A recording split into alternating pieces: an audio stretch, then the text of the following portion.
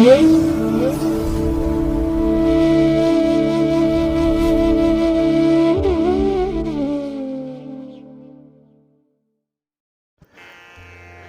ಮಹಾಗಣಪತಿಯೇ ನಮಃ.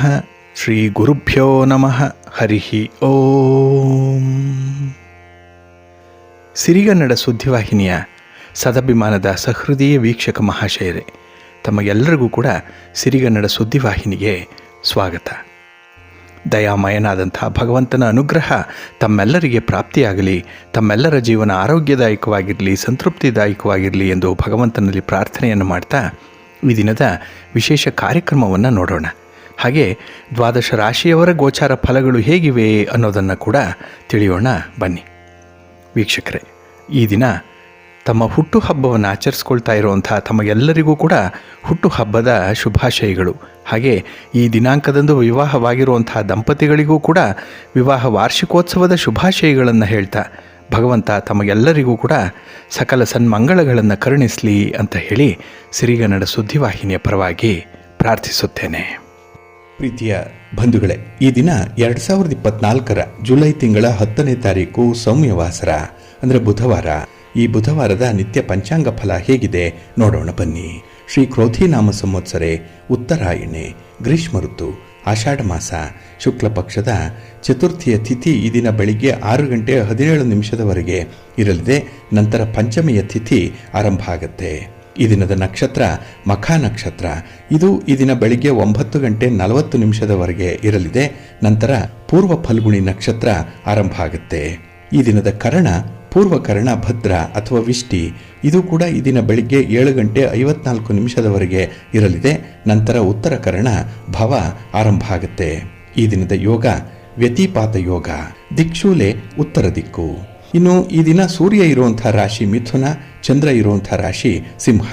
ಹಾಗೆ ಈ ದಿನ ರಾಹುಕಾಲ ಇರುವಂಥ ಸಮಯ ಈ ದಿನ ಮಧ್ಯಾಹ್ನ 12:28 ಮಧ್ಯಾಹ್ನ 2:04 ಉಳಿಕ ಕಾಲ ಈ ದಿನ ಬೆಳಿಗ್ಗೆ 10:52 ಮಧ್ಯಾಹ್ನ 12:28 ಇನ್ನು ಯಮಗಂಡ ಕಾಲ ಈ ದಿನ ಬೆಳಿಗ್ಗೆ 7:40 ಬೆಳಿಗ್ಗೆ 9:16 ಇರಲಿದೆ.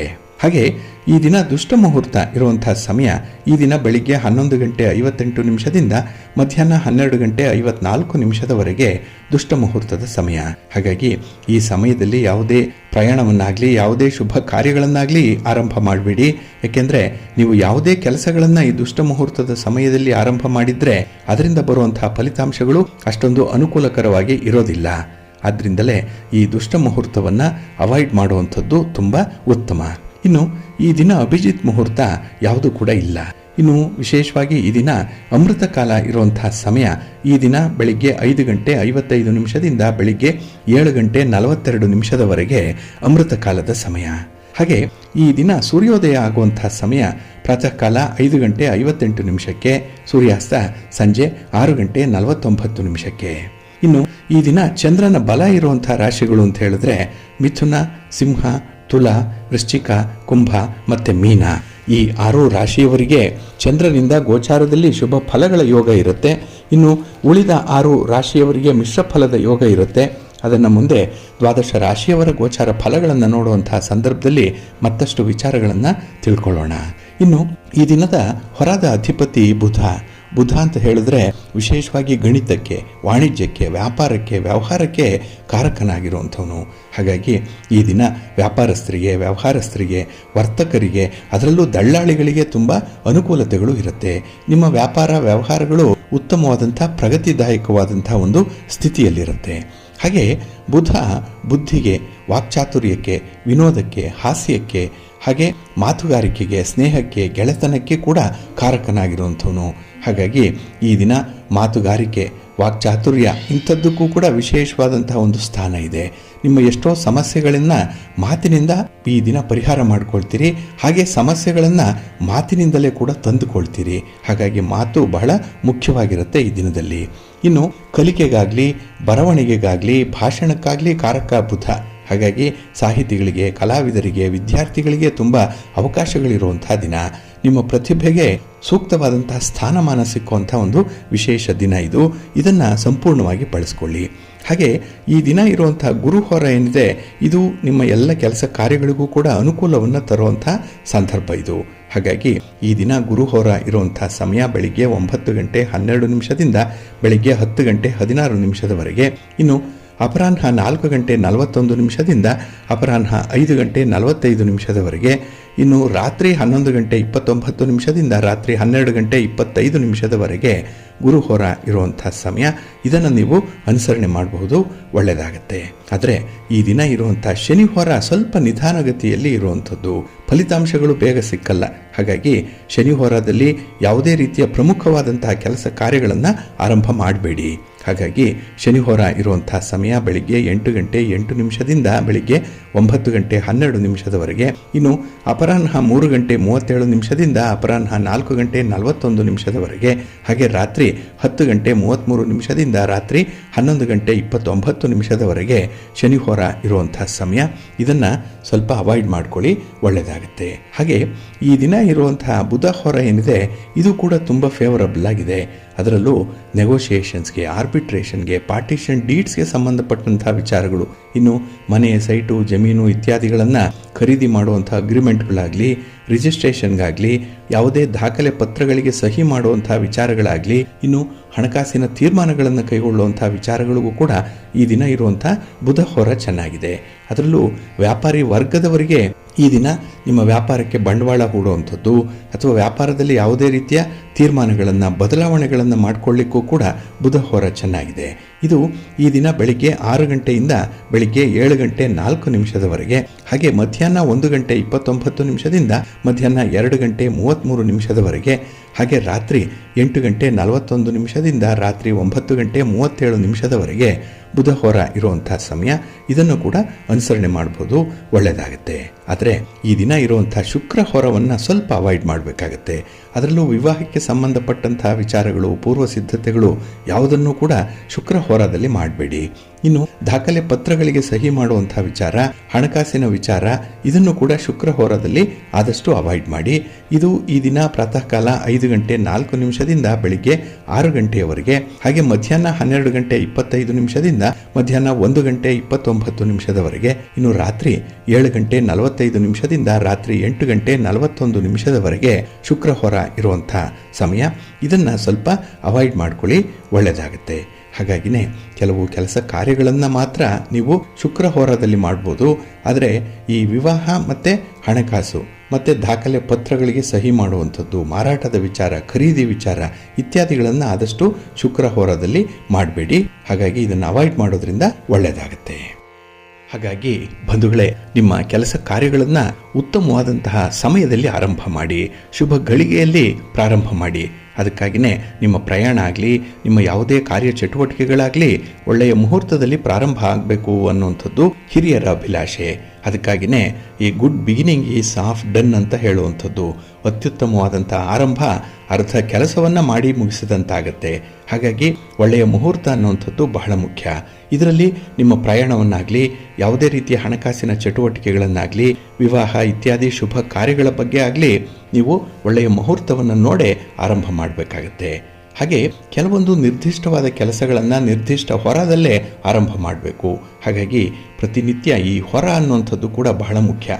ಅದಕ್ಕಾಗಿಯೇ ನಾವು ಪ್ರತಿನಿತ್ಯದಲ್ಲಿ ಯಾವ ಹೊರದಲ್ಲಿ ಯಾವ ಕೆಲಸವನ್ನು ಮಾಡಬೇಕು, ಹಾಗೆ ಯಾವ ಹೊರ ಯಾವ ಕೆಲಸಕ್ಕೆ ಅನಾನುಕೂಲ ಅನ್ನುವಂಥ ವಿಚಾರಗಳನ್ನು ಮಾತ್ರ ತಿಳಿಸ್ತಾ ಇದ್ದೀವಿ. ಇದನ್ನು ನೀವು ಅನುಸರಣೆ ಮಾಡಬೇಕು. ಹಾಗೆ ಪ್ರತಿನಿತ್ಯ ನೀವು ಆಯಾ ದಿನದ ತಿಥಿ, ವಾರ, ನಕ್ಷತ್ರ, ಯೋಗ, ಕರಣ ಇವುಗಳನ್ನು, ಈ ಪಂಚ ಅಂಗಗಳನ್ನು ತಿಳ್ಕೊಳ್ಬೇಕು. ಅದಕ್ಕಾಗಿಯೇ ಸಿರಿಗನ್ನಡ ಸುದ್ದಿವಾಹಿನಿ ಪ್ರತಿನಿತ್ಯ ಪ್ರಸಾರ ಮಾಡುವಂಥ ಈ ಪಂಚಾಂಗದ ವಿವರಗಳನ್ನು ಕೇಳಿಸ್ಕೊಳ್ಳಿ. ಇದರಲ್ಲಿ ನಿಮಗೆ ಬೇಕಾದಂಥ ಮಾಹಿತಿಗಳು ಸಿಕ್ಕತ್ತೆ. ಅದನ್ನು ಅನುಸರಣೆ ಮಾಡೋದ್ರಿಂದ ಖಂಡಿತ ನಿಮ್ಮ ಪ್ರಯತ್ನ ಯಶಸ್ವಿಯಾಗುತ್ತೆ. ನೀವು ಅಂದುಕೊಂಡಂಥ ಫಲಿತಾಂಶವನ್ನು ಪಡ್ಕೊಳ್ಳಿಕ್ಕೂ ಕೂಡ ಸಾಧ್ಯವಾಗುತ್ತೆ. ಇನ್ನು ಕೆಲವು ವಿಚಾರಗಳಲ್ಲಿ ಎಷ್ಟೇ ಪ್ರಯತ್ನ ಪಟ್ಟರೂ ಕೂಡ ಕೆಲಸ ಸಾಧನೆ ಆಗಲ್ಲ, ಕಾರ್ಯಸಿದ್ಧಿ ಉಂಟಾಗಲ್ಲ, ಎಲ್ಲೋ ಅಡೆತಡೆಗಳು ಇರುತ್ತೆ. ಅದಕ್ಕಾಗಿಯೇ ಕೆಲವೊಂದು ವಾಸ್ತು ವಿಚಾರಗಳನ್ನು ಕೂಡ ನೀವು ಅನುಸರಣೆ ಮಾಡಬೇಕು ಅನ್ನುವಂಥದ್ದು ಕೂಡ ಇದೆ. ಇನ್ನು ಈ ವಾಸ್ತು ಪುರುಷ ಯಾವ ಸಂದರ್ಭದಲ್ಲಿ ಯಾವ ದಿಕ್ಕಿನಲ್ಲಿರ್ತಾನೆ, ಯಾವ ಕೆಲಸವನ್ನು ಮಾಡ್ತಾ ಇರ್ತಾನೆ. ಹಾಗಾಗಿನೇ ಕೆಲವೊಂದು ಸಂದರ್ಭಗಳಲ್ಲಿ ವಿಶೇಷವಾಗಿ ಈ ಮನೆಗೆ ಅಡಿಪಾಯವನ್ನು ಹಾಕುವಂಥದ್ದಾಗಲಿ ಅಥವಾ ಗೃಹ ಪ್ರವೇಶನ ಮಾಡುವಂಥದ್ದಾಗಲಿ, ಮುಖ್ಯವಾದ ಬಾಗಿಲು ವಾಡವನ್ನು ಕೂಡಿಸುವಂಥ ವಿಚಾರಗಳನ್ನಾಗಲಿ ಮಾಡಬಾರ್ದು ಅನ್ನುವಂಥದ್ದು ಇದೆ. ಏಕೆಂದರೆ ಈ ವಾಸ್ತು ಪುರುಷನ ಈ ಸ್ಥಿತಿಯನ್ನು ನೋಡಿ ನಾವು ಕೆಲಸಗಳನ್ನು ಇಟ್ಕೊಳ್ಬೇಕಾಗತ್ತೆ. ಇದು ಬಹಳ ಮುಖ್ಯ. ಹಾಗಾಗಿನೇ ವಾಸ್ತು ಪುರುಷ ದ್ವಾದಶ ಮಾಸಗಳಲ್ಲಿ ಅಂದರೆ 12 ಮಾಸಗಳಲ್ಲಿ ಯಾವ ಯಾವ ರೀತಿಯ ಫಲಗಳನ್ನು ಕೊಡ್ತಾನೆ ಅನ್ನುವಂಥ ವಿಚಾರಗಳನ್ನು ಸ್ಥೂಲವಾಗಿ ನೀವು ತಿಳ್ಕೊಳ್ಬೇಕು. ಇದನ್ನು ಒಂದು ಕಡೆ ಬರೆದಿಟ್ಕೊಳ್ಳಿ, ನಿಮಗೆ ತುಂಬ ಅನುಕೂಲ ಆಗುತ್ತೆ. ಇಲ್ಲಿ ಚೈತ್ರ ಮಾಸದ ಶುಕ್ಲ ಪಕ್ಷದಲ್ಲಿ ವಾಸ್ತು ಪುರುಷ ಭೋಜನ ಮಾಡ್ತಾ ಇರ್ತಾನೆ, ಕೃಷ್ಣ ಪಕ್ಷದಲ್ಲಿ ನಿದ್ರೆಯನ್ನು ಮಾಡ್ತಾ ಇರ್ತಾನೆ. ಇನ್ನು ವೈಶಾಖ ಮಾಸದ ಶುಕ್ಲ ಪಕ್ಷದಲ್ಲಿ ಭೋಜನವನ್ನು ಮಾಡ್ತಾ ಇರ್ತಾನೆ, ವೈಶಾಖ ಮಾಸದ ಕೃಷ್ಣ ಪಕ್ಷದಲ್ಲಿ ಗುಳೆವು ಕಟ್ತಾ ಇರ್ತಾನೆ. ಇನ್ನು ಜ್ಯೇಷ್ಠ ಮಾಸದ ಶುಕ್ಲ ಪಕ್ಷದಲ್ಲಿ ಕಸ ಗುಡಿಸ್ತಾ ಇರ್ತಾನೆ, ಅಂದರೆ ಸಾರಣೆಯನ್ನು ಮಾಡ್ತಾ ಇರ್ತಾನೆ. ಅದೇ ಜ್ಯೇಷ್ಠ ಮಾಸದ ಕೃಷ್ಣ ಪಕ್ಷದಲ್ಲಿ ಅಡಿಗೆ ಮಾಡ್ತಾ ಇರ್ತಾನೆ. ಇನ್ನು ಆಷಾಢ ಮಾಸದ ಶುಕ್ಲ ಪಕ್ಷದಲ್ಲಿ ಭೋಜನವನ್ನು ಮಾಡ್ತಾ ಇರ್ತಾನೆ, ಆಷಾಢ ಮಾಸದ ಕೃಷ್ಣ ಪಕ್ಷದಲ್ಲಿ ನಿದ್ರೆಯನ್ನು ಮಾಡ್ತಾ ಇರ್ತಾನೆ ವಾಸ್ತು ಪುರುಷ. ಇನ್ನು ಶ್ರಾವಣ ಮಾಸಕ್ಕೆ ಬಂದರೆ ಇಲ್ಲಿ ಶ್ರಾವಣ ಶುಕ್ಲ ಪಕ್ಷದಲ್ಲಿ ರಾಜಯೋಗವನ್ನು ಮಾಡ್ತಾನೆ, ಶ್ರಾವಣ ಕೃಷ್ಣ ಪಕ್ಷದಲ್ಲಿ ಗುಳೆವು ಕಟ್ತಾನೆ. ಹಾಗೆ ಭಾದ್ರಪದ ಶುಕ್ಲ ಪಕ್ಷದಲ್ಲಿ ಕಸ ಗುಡಿಸ್ತಾ ಇರ್ತಾನೆ, ಅಂದರೆ ಸಾರಣೆಯನ್ನು ಮಾಡ್ತಾನೆ, ಭಾದ್ರಪದ ಕೃಷ್ಣ ಪಕ್ಷದಲ್ಲಿ ಅಡುಗೆಯನ್ನು ಮಾಡ್ತಾ ಇರ್ತಾನೆ. ಇನ್ನು ಆಶ್ವೀಜ ಶುಕ್ಲ ಪಕ್ಷದಲ್ಲಿ ಭೋಜನವನ್ನು ಮಾಡ್ತಾ ಇರ್ತಾನೆ, ಆಶ್ವೀಜ ಕೃಷ್ಣ ಪಕ್ಷದಲ್ಲಿ ನಿದ್ರೆಯನ್ನು ಮಾಡ್ತಾ ಇರ್ತಾನೆ. ಇನ್ನು ಕಾರ್ತಿಕ ಮಾಸದಲ್ಲಿ ಶುಕ್ಲ ಪಕ್ಷದಲ್ಲಿ ರಾಜಯೋಗವನ್ನು ಮಾಡ್ತಾನೆ, ಕೃಷ್ಣ ಪಕ್ಷದಲ್ಲಿ ಗುಳೆವು ಕಟ್ತಾ ಇರ್ತಾನೆ. ಹಾಗೆ ಮಾರ್ಗಶಿರ ಮಾಸದ ಶುಕ್ಲ ಪಕ್ಷದಲ್ಲಿ ಕಸ ಗುಡಿಸ್ತಾ ಇರ್ತಾನೆ, ಅಂದರೆ ಸಾರಣೆಯನ್ನು ಮಾಡ್ತಾ ಇರ್ತಾನೆ. ಅದೇ ಮಾರ್ಗಶಿರ ಮಾಸದ ಕೃಷ್ಣ ಪಕ್ಷದಲ್ಲಿ ಅಡುಗೆಯನ್ನು ಮಾಡ್ತಾ ಇರ್ತಾನೆ. ಇನ್ನು ಪುಷ್ಯ ಮಾಸಕ್ಕೆ ಬಂದರೆ ಪುಷ್ಯ ಮಾಸದ ಶುಕ್ಲ ಪಕ್ಷದಲ್ಲಿ ಭೋಜನವನ್ನು ಮಾಡ್ತಾ ಇರ್ತಾನೆ, ಅದೇ ಪುಷ್ಯ ಮಾಸದ ಕೃಷ್ಣ ಪಕ್ಷದಲ್ಲಿ ನಿದ್ರೆಯನ್ನು ಮಾಡ್ತಾ ಇರ್ತಾನೆ. ಇನ್ನು ಮಾಘ ಮಾಸದ ಶುಕ್ಲ ಪಕ್ಷದಲ್ಲಿ ರಾಜಯೋಗವನ್ನು ಮಾಡ್ತಾನೆ, ಅದೇ ಮಾಘ ಮಾಸದ ಕೃಷ್ಣ ಪಕ್ಷದಲ್ಲಿ ಗುಳೆವು ಕಟ್ತಾ ಇರ್ತಾನೆ. ಹಾಗೆ ಫಾಲ್ಗುಣ ಮಾಸದ ಶುಕ್ಲ ಪಕ್ಷದಲ್ಲಿ ಕಸ ಗುಡಿಸ್ತಾ ಇರ್ತಾನೆ, ಅಂದರೆ ಸಾರಣೆಯನ್ನು ಮಾಡ್ತಾನೆ. ಇನ್ನು ಫಾಲ್ಗುಣ ಮಾಸದ ಕೃಷ್ಣ ಪಕ್ಷದಲ್ಲಿ ಅಡುಗೆಯನ್ನು ಮಾಡ್ತಾ ಇರ್ತಾನೆ. ಹಾಗಾಗಿ ಈ 12 ತಿಂಗಳುಗಳಲ್ಲಿ ವಾಸ್ತು ಪುರುಷ ಯಾವ ಕೆಲಸಗಳನ್ನು ಮಾಡ್ತಾ ಇದ್ದಾನೆ ಅನ್ನುವಂಥ ವಿಚಾರಗಳನ್ನು ತಿಳ್ಕೊಳ್ಬೇಕು.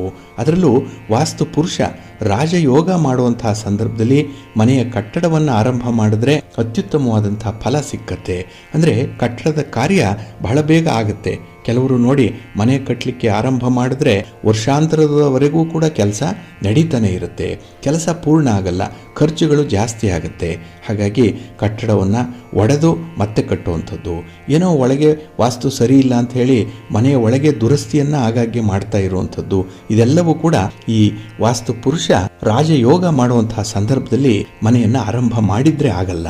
ಇನ್ನು ಹೊಸ ಮನೆಯ ಪ್ರವೇಶ ಮಾಡಲಿಕ್ಕೂ ಕೂಡ ತುಂಬ ಪ್ರಶಸ್ತವಾದಂತಹ ಮುಹೂರ್ತ ಅಂತ ಹೇಳಿದ್ರೆ ವಾಸ್ತು ಪುರುಷ ರಾಜಯೋಗ ಮಾಡುವಾಗ ಮನೆಯ ಗೃಹ ಪ್ರವೇಶವನ್ನು ಮಾಡಬೇಕು. ಆಗ ಗೃಹ ಪ್ರವೇಶ ಯಾವುದೇ ರೀತಿಯ ಅಡ್ಡಿ ಆತಂಕಗಳಿಲ್ಲದೆ ನಡೆಯುತ್ತೆ.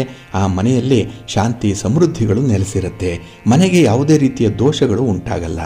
ಇನ್ನು ಅಡಿಗೆ ಮಾಡುವಾಗ ಅಂದರೆ ವಾಸ್ತುಪುರುಷ ಯಾವ ತಿಂಗಳಲ್ಲಿ ಯಾವ ಪಕ್ಷದಲ್ಲಿ ಅಡಿಗೆ ಮಾಡ್ತಾ ಇರ್ತಾನೆ ಆಗ ಗೃಹ ಪ್ರವೇಶಾದಿಗಳಿಗೆ ಮಾತ್ರ ಶುಭ ಮುಹೂರ್ತ ಆಗಿದೆ.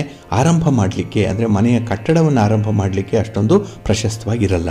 ಇನ್ನು ಭೋಜನ ಮಾಡುವಂಥ ಸಂದರ್ಭ ವಾಸ್ತುಪುರುಷ ಆ ಒಂದು ಸಮಯದಲ್ಲಿ ಸರ್ವ ಕಾರ್ಯಕ್ಕೂ ಕೂಡ ಸಾಧಾರಣವಾಗಿರುವಂಥ ಒಂದು ಮುಹೂರ್ತ ಆಗಿದೆ. ಇನ್ನು ವಾಸ್ತುಪುರುಷ ನಿದ್ರೆ ಮಾಡುವಂಥ ಸಮಯ ಆಗಲಿ, ಕಸ ಗುಡಿಸುವಂಥ ಸಮಯ, ಗುಳೆವು ಕಟ್ಟುವಂಥ ಸಮಯ, ಈ ಮೂರು ಸಮಯದಲ್ಲಿ ಮನೆಯ ಅಥವಾ ಕಟ್ಟಡದ ಯಾವ ಕಾರ್ಯಗಳನ್ನು ಕೂಡ ಆರಂಭ ಮಾಡಬಾರ್ದು. ಆರಂಭದ ಕಾಲ ಬಹಳ ಮುಖ್ಯ, ಇದನ್ನು ನೀವು ಗಮನಿಸಬೇಕು. ಅಕಸ್ಮಾತ್ ಏನಾದರೂ ಮಾಡಿದ್ದಾದರೆ ಮನೆಯಲ್ಲಿ ವಾಸ ಮಾಡುವಂಥವ್ರಿಗೆ ಮುಂದೆ ತೊಂದರೆಗಳಾಗುತ್ತೆ, ಏನೋ ಒಂದು ಕಾದಾಟ ಮನಸ್ತಾಪಗಳು ಆಗ್ತಾ ಇರುತ್ತೆ, ಮನೆಯಲ್ಲಿ ಶಾಂತಿ ನೆಮ್ಮದಿ ಅನ್ನುವಂಥದ್ದು ಇರಲ್ಲ. ಇನ್ನು ಹೊಸ ಮನೆ ಯಾವುದೇ ಕೆಲಸಗಳಾದರೂ ಕೂಡ ರಾಜಯೋಗ ಕಾಲವೇ ಶ್ರೇಷ್ಠವಾಗಿ ಇರುವಂಥದ್ದು.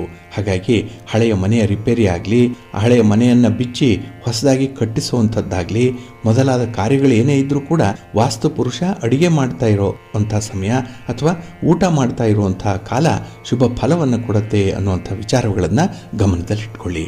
ಹಾಗಾಗಿ ನೀವು ಹೊಸ ಮನೆಯನ್ನು ಆರಂಭ ಮಾಡಿ ಅಥವಾ ಹಳೆ ಮನೆಯನ್ನು ದುರಸ್ತಿ ಮಾಡಿ ಈ ಕಾಲಪುರುಷನ ಒಂದು ಸ್ಥಿತಿಯನ್ನು ನೋಡಿ ಮುಂದುವರಿರಿ, ಒಳ್ಳೆಯದಾಗತ್ತೆ. ಪ್ರೀತಿಯ ಬಂಧುಗಳೇ, ನೀವು ಶಿವನ ದೇವಸ್ಥಾನಕ್ಕೆ ಹೋದರೆ ಸಾಮಾನ್ಯವಾಗಿ ಶಿವ, ಪಾರ್ವತಿ, ವಿನಾಯಕ, ಸುಬ್ರಹ್ಮಣ್ಯ, ನಂದಿ, ಭೃಂಗಿ ಹಾಗೆ ಚಂಡಿಕೇಶ್ವರನ ಮೂರ್ತಿಗಳನ್ನು ಕಾಣುವಂಥದ್ದು ಸರ್ವೇ ಸಾಮಾನ್ಯ. ಕೆಲವು ಶಿವನ ದೇವಾಲಯಗಳಲ್ಲಂತೂ ಚಂಡಿಕೇಶ್ವರ ಇದ್ದೇ ಇರ್ತಾನೆ. ಇಲ್ಲಿ ಚಂಡಿಕೇಶ್ವರನಿಗೆ ದರ್ಶನ ಮಾಡುವಂತಹ ಸಂದರ್ಭದಲ್ಲಿ ಚಿಟಿಕಿ ಹೊಡೆಯುವಂಥದ್ದು ಅಥವಾ ಚಪ್ಪಾಳೆ ಹೊಡೆದು ಎಚ್ಚರಿಸಿ ದರ್ಶನವನ್ನು ಮಾಡಬೇಕು ಅನ್ನುವಂಥ ಒಂದು ವಿಚಾರ ಇದೆ. ಯಾಕಾಗಿ ಈ ಶಿವನ ದೇವಾಲಯಗಳಲ್ಲಿ ಚಂಡಿಕೇಶ್ವರನ ದರ್ಶನಕ್ಕೆ ಬಂದಾಗ ಚಿಟಿಕಿ ಹೊಡಿಬೇಕು ಅಥವಾ ಚಪ್ಪಾಳೆಯನ್ನು ತಟ್ಟಿ ಈ ಚಂಡಿಕೇಶ್ವರನ ದರ್ಶನ ಮಾಡಬೇಕು ಅನ್ನುವಂಥ ವಿಚಾರಗಳನ್ನು ತಿಳ್ಕೊಳ್ಬೇಕು. ಇದು ಕೆಲವರಿಗೆ ಏನಾಗಿದೆ, ಒಂದು ತಪ್ಪು ಅಭಿಪ್ರಾಯ ಇದೆ. ಚಂಡಿಕೇಶ್ವರನಿಗೆ ಕಿವುಡು ಅನ್ನುವಂಥ ಒಂದು ಅಭಿಪ್ರಾಯ. ಆದರೆ ಚಂಡಿಕೇಶ್ವರನಿಗೆ ಕಿವುಡಲ್ಲ, ಇದು ನಮ್ಮ ತಪ್ಪು ಅಭಿಪ್ರಾಯ, ತಪ್ಪಾದ ತಿಳುವಳಿಕೆ ಇದು. ಹಾಗಾಗಿ ಮೊದಲು ನಾವು ಈ ಚಂಡಿಕೇಶ್ವರ ಯಾರು ಅನ್ನುವಂಥದ್ದನ್ನು ತಿಳ್ಕೊಳ್ಬೇಕು. ಇಲ್ಲಿ ದಕ್ಷಿಣ ಭಾರತದಲ್ಲಿ ಮಣಿಯಾರ್ ನದಿಯ ತಟದಲ್ಲಿ ಒಂದು ಅಗ್ರಹಾರ ಇತ್ತು. ವೇದಾಧ್ಯಯನಕ್ಕೆ ಪ್ರಖ್ಯಾತವಾದಂತಹ ಪ್ರಶಸ್ತವಾದಂತಹ ಪ್ರದೇಶ ಅದು. ಅಲ್ಲಿ ಈಚದತ್ತ ಅನ್ನುವಂಥ ಒಬ್ಬ ಪ್ರಖ್ಯಾತ ಬ್ರಾಹ್ಮಣ ಪಂಡಿತ ಇದ್ದ. ಅವನ ಮಗ ಚಂದೇಶ ಶರ್ಮ, ಅಂದರೆ ಚಂದ್ರೇಶ್ವರ ಶರ್ಮ ಅಂತ ಹೇಳಿ ಕೂಡ ಅವನನ್ನು ಕರೀತಾ ಇದ್ರು. ಇವನು ವೇದಾಧ್ಯಯನದಲ್ಲಿ ತಂದೆಯಂತೆ ಅವನು ಕೂಡ ಪಾರಂಗತ, ಆರಾಧ್ಯ ದೈವವಾದಂತಹ ಪರಶಿವನ ಮಹಾಭಕ್ತ ಇವನು. ಹಾಗೆ ಪ್ರತಿನಿತ್ಯ ಈ ಮಣಿಯಾರ್ ನದಿಯಲ್ಲಿ ಸ್ನಾನ ಮಾಡುವಂಥದ್ದು, ಹಿಂದಿರುಗಿ ಬಂದು ದೇವತಾ ಆರಾಧನೆಯನ್ನು ಮಾಡುವಂಥದ್ದು, ನಂತರ ವೇದಾಧ್ಯಯನದಲ್ಲಿ ತೊಡಗಿಕೊಳ್ಳುವಂಥದ್ದು ಅವನ ನಿತ್ಯ ಕರ್ಮಗಳಾಗಿತ್ತು. ಹೀಗೆ ಒಂದು ದಿನ ನಿತ್ಯ ಕರ್ಮಗಳನ್ನು ಮುಗಿಸಿ ಹಿಂದಿರುಗಿ ಮನೆಗೆ ಬರುವಂತಹ ಸಂದರ್ಭದಲ್ಲಿ ಒಬ್ಬ ಗೋಪಾಲಕ ತನ್ನ ಗೋವನ್ನು ಅಂದರೆ ಹಸುವನ್ನು ಹಿಗ್ಗ ಮುಗ್ಗ ಹೊಡಿತಾ ಇದ್ದ. ಇದನ್ನು ಚಂದೇಶ ಶರ್ಮ ನೋಡ್ತಾನೆ. ಅವನಿಗೆ ತುಂಬ ನೋವಾಗುತ್ತೆ. ಹಾಗೆ ಯಾವ ಗೋಪಾಲಕ ಆ ಹಸುವನ್ನು ಹೊಡಿತಾ ಇದ್ನೋ ಅವನಲ್ಲಿಗೆ ಹೋಗಿ, ಹಸು ದೈವ ಸಮಾನ, ಅದನ್ನು ಹಿಂಸಿಸುವಂಥದ್ದು ಸರಿಯಲ್ಲ, ನಿನಗೆ ಈ ಗೋ ಪಾಲನೆ ಅನ್ನುವಂಥದ್ದು ಕಷ್ಟ ಆದರೆ ನಾನು ಅದನ್ನು ಪಾಲನೆ ಮಾಡ್ತೇನೆ ಅನ್ನುವಂಥ ವಿಚಾರವನ್ನು ಹೇಳ್ತಾನೆ. ಮೊದಲೇ ಬಹಳ ಕೋಪದಲ್ಲಿದ್ದಂತಹ ಗೋಪಾಲಕ, ಸರಿ, ನನ್ನ ಎಲ್ಲ ಗೋವುಗಳ ಪೋಷಣೆ ನಿನ್ನ ಜವಾಬ್ದಾರಿ, ಇವತ್ತಿನಿಂದ ಆ ಜವಾಬ್ದಾರಿಯನ್ನು ನೀನೇ ವಹಿಸ್ಕೋ, ಆದರೆ ಅದರ ಮೇಲಿನ ಹಕ್ಕು ಮಾತ್ರ ನನ್ನದು. ಅಂದರೆ ಆ ಗೋವುಗಳು ಕೊಡುವಂಥ ಉತ್ಪಾದನೆ ಆಗಲಿ ಅಥವಾ ಹಾಲಾಗಲಿ ಅದರಲ್ಲಿ ಯಾವುದೇ ಪಾಲು ನಿನಗೆ ಸಿಕ್ಕಲ್ಲ ಅಂತ ಹೇಳ್ತಾನೆ. ಇಲ್ಲಿ ಗೋಪಾಲಕನ ಷರತ್ತುಗಳಿಗೆ ಚಂದೇಶ ಶರ್ಮ ಒಪ್ಕೊಳ್ತಾನೆ. ಸಂತೋಷದಿಂದ ಆ ಗೋವುಗಳ ಪಾಲನೆಯನ್ನು ಮಾಡೋಕ್ಕೆ ಪ್ರಾರಂಭ ಮಾಡ್ತಾನೆ. ಜೊತೆಗೆ ಈ ನದಿಯ ತಟದಲ್ಲಿ ವೇದಾಧ್ಯಯನವನ್ನು ಕೂಡ ಮುಂದುವರಿಸ್ತಾನೆ. ಇವನ ಪೋಷಣೆಗೆ, ಪ್ರೀತಿಗೆ ಸಂತೋಷದಿಂದ ಗೋವುಗಳು ಆ ಚಂದೇಶ ಶರ್ಮನನ್ನ ಪ್ರೀತಿಸತೊಡಗತ್ತೆ. ಇಲ್ಲಿ ಚಂದೇಶ ಗೋವುಗಳಿಗೆ ಆಹಾರ ನೀಡುವ ಸಲುವಾಗಿ ಎಲೆಗಳನ್ನು, ಹುಲ್ಲುಗಳನ್ನು, ಹಾಗೆ ಈ ಹಸುಗಳು ತಿನ್ನುವಂತಹ ಗಿಡ ಮರಗಳನ್ನು ಕತ್ತರಿಸಿ ತಂದು ಸದಾಕಾಲ ತನ್ನಲ್ಲಿ ಕೊಡಲಿಯನ್ನು ಇಟ್ಕೊಂಡಿರ್ತಾನೆ. ಹಾಗಾಗಿ ದೇವಾಲಯದಲ್ಲಿ ಚಂಡಿಕೇಶ್ವರ ಮೂರ್ತಿಯ ಕೈಯಲ್ಲಿ ಕೊಡಲಿ ಇರುವಂಥದ್ದನ್ನು ಕೂಡ ನಾವು ಇಲ್ಲಿ ಗಮನಿಸಬಹುದು. ಹಾಗೆ ಈ ಚಂದೇಶ ಶರ್ಮ ಗೋಪಾಲನೆಯ ವೇಳೆಯಲ್ಲಿ ಪಕ್ಕದ ನದಿಯಿಂದ ಮರಳನ್ನು ತಂದು ಅದರಿಂದ ಒಂದು ಲಿಂಗಾಕೃತಿಯ ಶಿವಲಿಂಗವನ್ನು ಮಾಡಿ ಅದಕ್ಕೆ ಅಭಿಷೇಕ ಮಾಡುವಂಥದ್ದು, ಪೂಜಾ ಕೈಂಕರ್ಯಗಳನ್ನು ಮಾಡಿ ವೇದಾಧ್ಯಯನದಲ್ಲಿ ತೊಡಗಿಸ್ಕೊಂಡಿರ್ತಾನೆ. ಹೀಗೆ ಚಂದೇಶ ಶರ್ಮನ ವೇದಾಧ್ಯಯನ ಮುಂದುವರಿತಾ ಇರುತ್ತೆ. ಈ ಚಂದೇಶನ ಪೋಷಣೆಗೆ ಸಂತೋಷಗೊಂಡಂತಹ ಗೋವುಗಳು ಕೂಡ ಪ್ರೀತಿಯಿಂದ ತಾವಾಗಿಯೇ ಹಾಲನ್ನು ಸುರಿಸಲಿಕ್ಕೆ ಆರಂಭ ಮಾಡುತ್ತೆ. ಗೋವು ನೀಡಿದಂತಹ ಹಾಲನ್ನು ಒಂದು ಮಣ್ಣಿನ ಮಡಕೆಯಲ್ಲಿ ಶೇಖರ ಮಾಡಿ ಮರಳಿನಿಂದ ತಯಾರು ಮಾಡಿದಂತಹ ಶಿವಲಿಂಗಕ್ಕೆ ಅಭಿಷೇಕವನ್ನು ಮಾಡ್ತಾ ಇರ್ತಾನೆ. ಹೀಗೆ ಒಂದು ದಿನ ಅಗ್ರಹಾರದ ಒಬ್ಬ ವ್ಯಕ್ತಿ ಗೋವುಗಳು ತಾವಾಗಿಯೇ ಹಾಲು ಕೊಡ್ತಾ ಇದ್ದಂಥದ್ದನ್ನು ನೋಡ್ತಾನೆ. ಮತ್ತೆ ಈ ಚಂದೇಶ ಶರ್ಮ ಶಿವಲಿಂಗಕ್ಕೆ ಅಭಿಷೇಕ ಮಾಡುವಂಥದ್ದನ್ನು ಕೂಡ ನೋಡ್ತಾನೆ. ಇದನ್ನ ಆ ಅಗ್ರಹಾರದಲ್ಲಿದ್ದಂತಹ ಗೋವುಗಳ ಮಾಲೀಕನಿಗೆ ವಿಷಯವನ್ನು ತಿಳಿಸ್ಬಿಡ್ತಾನೆ. ಹಾಗೆ ವಿಷಯ ತಿಳಿದಂತಹ ಗೋವುಗಳ ಮಾಲೀಕ ಚಂದೇಶ ಶರ್ಮನ ತಂದೆಯ ಬಳಿಗೆ ಬಂದು ಮಗನ ಬಗ್ಗೆ ದೂರನ್ನು ನೀಡ್ತಾನೆ. ಇಲ್ಲಿ ಈ ಮಗನ ವರ್ತನೆ ಕೂಡ ತಂದೆಗೆ ಅಂದರೆ ಈಚದತ್ತನಿಗೆ ತುಂಬಾ ನೋವನ್ನುಂಟು ಮಾಡುತ್ತೆ. ಕೊನೆಗೆ ಈ ಮಗನ ವರ್ತನೆಯನ್ನು ನೋಡಲೇಬೇಕು ಅಂತ ಹೇಳಿ ಖುದ್ದಾಗಿ ತಾನೇ ಆ ನದಿ ತಟಕ್ಕೆ ಹೋಗ್ತಾನೆ. ಇಲ್ಲಿ ಚಂದೇಶ ಶರ್ಮ ಇಹಲೋಕದ ಪರಿವೆಯೇ ಇಲ್ಲದೆ ಧ್ಯಾನಮಗ್ನಾಗಿರ್ತಾನೆ. ಮರಳಿನ ಲಿಂಗಕ್ಕೆ ಹಾಲಿನ ಅಭಿಷೇಕವನ್ನ ಮಾಡ್ತಾ ಇದ್ದಂಥದ್ದನ್ನು ಕೂಡ ನೋಡ್ತಾನೆ. ಹಾಗಾಗಿ ಈಚದತ್ತ ಮಗನನ್ನು ಕರೀತಾನೆ. ಆದರೆ ಎಷ್ಟು ಅಲುಗಾಡಿಸಿದ್ರೂ ಕೂಡ, ಎಷ್ಟು ಜೋರಾಗಿ ಕೂಗಿದ್ರೂ ಕೂಡ ಮಗನಿಗೆ ಎಚ್ಚರಿಕೆ ಅನ್ನುವಂಥದ್ದೇ ಇರಲ್ಲ. ಹಾಗಾಗಿ ಗಾಢವಾದ ಧ್ಯಾನದಲ್ಲಿದ್ದಂತಹ ಮಗನ ಮೇಲೆ ಈಚದತ್ತ ಕೋಪಗೊಳ್ತಾನೆ. ಹಾಗೆ ಆ ಕೋಪಗೊಂಡಂತಹ ತಂದೆ ಅಲ್ಲೇ ಇದ್ದಂತಹ ಈ ಹಾಲು ಕರಿತಾ ಇದ್ದಂತಹ ಮಡಕೆಗಳಲ್ಲಿ ಇದ್ದ ಹಾಲನ್ನ ತನ್ನ ಕಾಲಿನಿಂದ ಒದ್ದು ಬಿಡ್ತಾನೆ. ಹಾಲಿನ ಮಡಕೆ ಚೂರುಗಳು ಮರಳಿನ ಲಿಂಗಕ್ಕೆ ತಾಗಿ ಲಿಂಗ ಭಿನ್ನವಾಗ್ಬಿಡುತ್ತೆ. ತಕ್ಷಣ ಈ ಧ್ಯಾನಕ್ಕೆ ಅಡ್ಡಿಯಾಯಿತು ಅಂತ ಹೇಳಿ ಕಣ್ಣು ಬಿಟ್ಟು ನೋಡ್ತಾನೆ. ಇಲ್ಲಿ ತನ್ನ ತಂದೆ ಕಾಲಿನಿಂದ ಮಡಕೆಗಳನ್ನು ಒದೆಯುತ್ತಿರುವಂತಹ ದೃಶ್ಯವನ್ನು ನೋಡ್ತಾನೆ. ಆದರೆ ಚಂದೇಶ ತನ್ನ ಬಳಿ ಇದ್ದಂತಹ ಕೊಡಲಿಯಿಂದ ಆ ಕಾಲುಗಳನ್ನು ಕತ್ತರಿಸ್ಬಿಡ್ತಾನೆ. ಅವನಿಗೆ ತಂದೆ ಅನ್ನುವಂತಹ ಒಂದು ಪರಿವೆಯ ಕೂಡ ಇರಲ್ಲ. ಯಾಕೆಂದ್ರೆ ಯಾವ ಕಾಲಿನಿಂದ ಶಿವ ಧ್ಯಾನವನ್ನ ಭಂಗ ಮಾಡ್ತಾನೆ, ಶಿವನ ಒಂದು ಲಿಂಗವನ್ನ ಭಗ್ನ ಮಾಡ್ತಾನೆ, ಅವನಿಗೆ ಅಪಚಾರ ಮಾಡಿದಂತಾಗಿದೆ ಅನ್ನುವಂಥ ರೀತಿಯಲ್ಲಿ ಆ ಕಾಲುಗಳಿಗೆ ಇದೇ ತಕ್ಕ ಶಾಸ್ತಿ ಅಂತ ಹೇಳಿ ಕಾಲನ್ನ ಕತ್ತರಿಸ್ಬಿಡ್ತಾನೆ. ಆಗ ಈಚದತ್ತ ರಕ್ತದ ಮಡುವಿನಲ್ಲಿ ಒದ್ದಾಡ್ತಾ ಇರ್ತಾನೆ. ಇಲ್ಲಿ ಚಂದೇಶನಿಗೆ ಮತ್ತೆ ಅರಿವಾಗುತ್ತೆ, ಆ ಕಾಲುಗಳನ್ನ ಕತ್ತರಿಸಿರುವಂಥದ್ದು ತನ್ನ ತಂದೆಯ ಕಾಲುಗಳನ್ನೇ ಅಂತ ಹೇಳಿ. ಹಾಗಾಗಿ ಚಂದೇಶ ಪರಶಿವನಲ್ಲಿ ಪಶ್ಚಾತ್ತಾಪವನ್ನ ಪಡ್ಕೊಳ್ತಾನೆ. ಚಂದೇಶನ ಪರಮ ಭಕ್ತಿಗೆ ಮೆಚ್ಚಿದಂತಹ ಪರಶಿವ ಅಲ್ಲಿ ಪ್ರತ್ಯಕ್ಷನಾಗ್ತಾನೆ. ಹಾಗೆ ಈ ಚಂದೇಶ ಶರ್ಮನ ಶ್ರದ್ಧೆಯನ್ನ ಭಕ್ತಿಯನ್ನ ಮೆಚ್ಚಿ ಅಂದಿನಿಂದ ತನ್ನ ಕುಟುಂಬದ ಸದಸ್ಯರನ್ನಾಗಿ ಚಂದೇಶನನ್ನ ಮಾಡ್ಕೊಳ್ತಾನೆ. ಹಾಗೆ ಪಾರ್ವತಿ, ವಿನಾಯಕ, ಸುಬ್ರಹ್ಮಣ್ಯ ಜೊತೆಗೆ ಚಂದೇಶನನ್ನು ಕೂಡ ತನ್ನ 3ನೇ ಮಗನಾಗಿ ಸ್ವೀಕಾರ ಮಾಡ್ತಾನೆ. ಇದು ಈಚದತ್ತನಿಗೆ ಮತ್ತೆ ಕಾಲುಗಳು ಬರುವಂತೆ ಅನುಗ್ರಹವನ್ನು ಮಾಡ್ತಾನೆ. ಪರಶಿವ ಚಂದೇಶನಿಗೆ ಚಂಡಿಕೇಶ್ವರ ಅಂತ ಹೇಳಿ ಮರುನಾಮಕರಣವನ್ನು ಮಾಡ್ತಾನೆ. ಇಲ್ಲಿ ಶಿವಪುರಾಣದ ಪ್ರಕಾರ ಚಂಡಿಕೇಶ್ವರ ಸದಾಕಾಲ ಪರಶಿವನ ಧ್ಯಾನದಲ್ಲಿ ಮಗ್ನನಾಗಿರ್ತಾನೆ. ಶಿವಾಲಯಕ್ಕೆ ತೆರಳುವ ಭಕ್ತರು ಶಿವಾಲಯದಿಂದ ಚಂಡಿಕೇಶ್ವರನಿಗೆ ತಿಳಿಯದಂತೆ ಏನನ್ನೂ ಕೂಡ ಹೊರಗೆ ಕೊಂಡೊಯ್ಯಬಾರದು ಅನ್ನುವಂಥದ್ದು ಇದೆ. ಅದು ದೇವರ ಪ್ರಸಾದ ಆಗಲಿ, ದೇವರ ನಿರ್ಮಾಲ್ಯ ಆಗಿರಲಿ, ಧ್ಯಾನದಲ್ಲಿ ಇರುವಂತಹ ಚಂಡಿಕೇಶ್ವರನಿಗೆ ಚಿಟಿಕಿ ಹೊಡೆದು ಚಪ್ಪಾಳೆ ತಟ್ಟಿ ನಮ್ಮತ್ತ ಚಂಡಿಕೇಶ್ವರನ ಗಮನವನ್ನು ಸೆಳೆದು ನಂತರ ನಾವು ಆ ವಸ್ತುಗಳನ್ನು ಹೊರಗೆ ತೆಗೆದುಕೊಂಡು ಹೋಗಬೇಕು ಅನ್ನುವಂಥದ್ದು ಇದೆ. ಹಾಗಾಗಿ ಶಿವ ದೇವಾಲಯದಿಂದ ಹೊರಗೆ ಹೋಗುವಂತಹ ನಿರ್ಮಾಲ್ಯಗಳಾದಂತಹ ಬಿಲ್ವಪತ್ರೆ ಆಗಲಿ, ಹೂವಾಗಲಿ, ವಿಭೂತಿಯಾಗಲಿ ಅಥವಾ ಪ್ರಸಾದವಾಗಲಿ ಚಂಡಿಕೇಶ್ವರನಿಗೆ ತೋರಿಸಿಯೇ ಹೊರಗೆ ತೆಗೆದುಕೊಳ್ಬೇಕು ಅನ್ನುವಂಥ ಒಂದು ನಿಯಮ ಉಂಟು. ಹಾಗಾಗಿ ಚಂಡಿಕೇಶ್ವರನಿಗೆ ಚಿಟಿಕೆಯನ್ನು ಹೊಡೆಯುವಂಥದ್ದು, ಚಪ್ಪಾಳೆ ತಟ್ಟಿ ಚಂಡಿಕೇಶ್ವರನನ್ನು ಎಚ್ಚರಗೊಳಿಸಿ ಅವನ ದರ್ಶನ ಮಾಡಬೇಕು, ಹಾಗೆ ಸಾಮಗ್ರಿಗಳನ್ನು ಕೊಂಡೊಯ್ಯಬೇಕು ಅನ್ನುವಂಥ ಪದ್ಧತಿ ಆರಂಭ ಆಗಿದೆ. ಇಂದಿಗೂ ಕೂಡ ಶಿವ ದೇವಾಲಯಗಳಲ್ಲಿ ಹಿಂದಿನ ದಿನ ಪೂಜೆಗೆ ಬಳಸಿದಂತಹ ಹೂಗಳನ್ನಾಗ್ಲಿ, ಬಿಲ್ವಪತ್ರೆಯನ್ನಾಗ್ಲಿ ಚಂಡಿಕೇಶ್ವರನಿಗೆ ತೋರಿಸಿದ ನಂತರ ಅವುಗಳನ್ನ ವಿಸರ್ಜನೆ ಮಾಡುವಂತ ಪದ್ಧತಿ ಉಂಟು. ಹಾಗೆ ಚಂಡಿಕೇಶ್ವರನ ದರ್ಶನ ಮಾಡಿದಾಗ ನಾವು ಚಿಟಿಕೆ ಹೊಡೆದು ಅಥವಾ ಚಪ್ಪಾಳೆ ತಟ್ಟಿ ಚಂಡಿಕೇಶ್ವರನನ್ನ ಎಚ್ಚರಿಸಿ ದರ್ಶನ ಮಾಡಬೇಕು ಅನ್ನುವಂಥದ್ದು. ಏಕೆಂದ್ರೆ ಚಂಡಿಕೇಶ್ವರ ಸದಾ ಸರ್ವದ ಶಿವನ ಧ್ಯಾನದಲ್ಲಿ ಇರ್ತಾನೆ, ಮಗ್ನನಾಗಿ ಇರ್ತಾನೆ, ಅವನನ್ನ ಎಚ್ಚರಿಸಬೇಕು ಅನ್ನುವಂಥದ್ದು. ಹಾಗಾಗಿ ನಮ್ಮ ತಪ್ಪು ಕಲ್ಪನೆ ಏನಿದೆ, ಚಂಡಿಕೇಶ್ವರ ಕಿವುಡ ಅನ್ನುವಂಥದ್ದು, ಕಿವಿ ಕೇಳಿಸಲ್ಲ ಅನ್ನುವಂಥ ಒಂದು ತಪ್ಪು ಅಭಿಪ್ರಾಯವನ್ನ ಬಿಟ್ಟು ನಿಜಾಂಶವನ್ನ ನಾವು ಅರಿತುಕೊಳ್ಬೇಕಾಗತ್ತೆ. ಈಗಲೂ ಕೂಡ ಕೆಲವು ಪುರಾತನವಾದಂತಹ ದೇವಾಲಯಗಳಲ್ಲಿ ಶಿವಲಿಂಗದ ಅಥವಾ ಈ ಶಿವನ ದೇವಾಲಯದ ಪ್ರಾಕಾರದಲ್ಲಿ ಚಂಡಿಕೇಶ್ವರನ ಪುಟ್ಟ ದೇವಸ್ಥಾನ, ಪುಟ್ಟ ಗುಡಿ ಎನ್ನುವಂಥದ್ದು ಇದ್ದೇ ಇರುತ್ತೆ. ಅದರಲ್ಲೂ ಚಂಡಿಕೇಶ್ವರ ಕೊಡಲಿಯನ್ನ ಹಿಡ್ಕೊಂಡಿರುವಂತಹ ಒಂದು ವಿಗ್ರಹವನ್ನು ಕೆತ್ತಿರ್ತಾರೆ. ಇಲ್ಲಿ ಚಂಡಿಕೇಶ್ವರ ಶಿವಲಿಂಗದ ರೂಪದಲ್ಲಿರಲ್ಲ, ಬದಲಾಗಿ ಕೊಡಲಿಯನ್ನ ಹಿಡಿದಂತಹ ಧ್ಯಾನ ಮಗ್ನನಾಗಿರುವಂತಹ ಭಂಗಿಯಲ್ಲಿ ಚಂಡಿಕೇಶ್ವರ ಇರ್ತಾನೆ. ಹಾಗಾಗಿ ನೀವು ಇನ್ನೊಮ್ಮೆ ಶಿವನ ದೇವಾಲಯಕ್ಕೆ ಹೋದಾಗ ಆ ಪ್ರಾಕಾರದಲ್ಲಿ ಇರುವಂತಹ ಈ ಪುಟ್ಟ ಪುಟ್ಟ ಗುಡಿಗಳನ್ನು ನೋಡಿ. ಅಲ್ಲಿ ಗಣೇಶನ ಗುಡಿ, ಸುಬ್ರಹ್ಮಣ್ಯನ ಗುಡಿ, ಪಾರ್ವತಿಗೆ ಪ್ರತ್ಯೇಕವಾಗಿರುವಂಥದ್ದು, ನಂದಿಗೆ, ಭೃಂಗಿಗೆ ಗುಡಿಗಳು ಇರುತ್ತೆ, ಅಥವಾ ಶಿವನ ಎದುರಿಗೆ ಇವೆಲ್ಲವೂ ಕೂಡ ಇರುವಂಥದ್ದು. ಜೊತೆಗೆ ಈ ಪ್ರಾಕಾರದಲ್ಲೇ ಚಂಡಿಕೇಶ್ವರನ ಪುಟ್ಟ ಗುಡಿ ಕೂಡ ಇರುತ್ತೆ. ಇದನ್ನ ದರ್ಶನ ಮಾಡಿ. ದರ್ಶನ ಮಾಡಿದಾಗ ಚಿಟಿಕಿ ಹೊಡೀರಿ, ಚಪ್ಪಾಳೆ ತಟ್ಟಿ, ಇಲ್ಲ ಆ ಮುಖ್ಯ ದ್ವಾರದ ಬಾಗಿಲು ವಾಡವನ್ನಾಗ್ಲಿ ಅಥವಾ ಗೋಡೆಯನ್ನಾಗ್ಲಿ ತಟ್ಟಿ ಶಬ್ದ ಮಾಡಿ ದರ್ಶನ ಮಾಡಿ. ದರ್ಶನದ ಫಲ ಪ್ರಾಪ್ತಿಯಾಗತ್ತೆ. ಹಾಗಾಗಿ ಶಿವನ ಪರಿವಾರ ದೇವತೆಗಳೆಲ್ಲವನ್ನೂ ಕೂಡ ನೀವು ದರ್ಶನ ಮಾಡಿದ್ರೆ ಪೂರ್ಣ ಫಲ ಸಿಕ್ಕುವಂಥದ್ದು. ಹಾಗಾಗಿ ಶಿವ ದೇವಾಲಯಕ್ಕೆ ಹೋದಾಗ ನಂದಿಯ ದರ್ಶನದಿಂದ ಆರಂಭ ಮಾಡಿ ಎಲ್ಲ ಪರಿವಾರ ದೇವತೆಗಳನ್ನು ಕೂಡ ದರ್ಶನ ಮಾಡಬೇಕು, ಪ್ರಾರ್ಥನೆ ಮಾಡಿಕೊಳ್ಬೇಕು, ಸ್ತೋತ್ರವನ್ನು ಹೇಳ್ಕೊಳ್ಬೇಕು.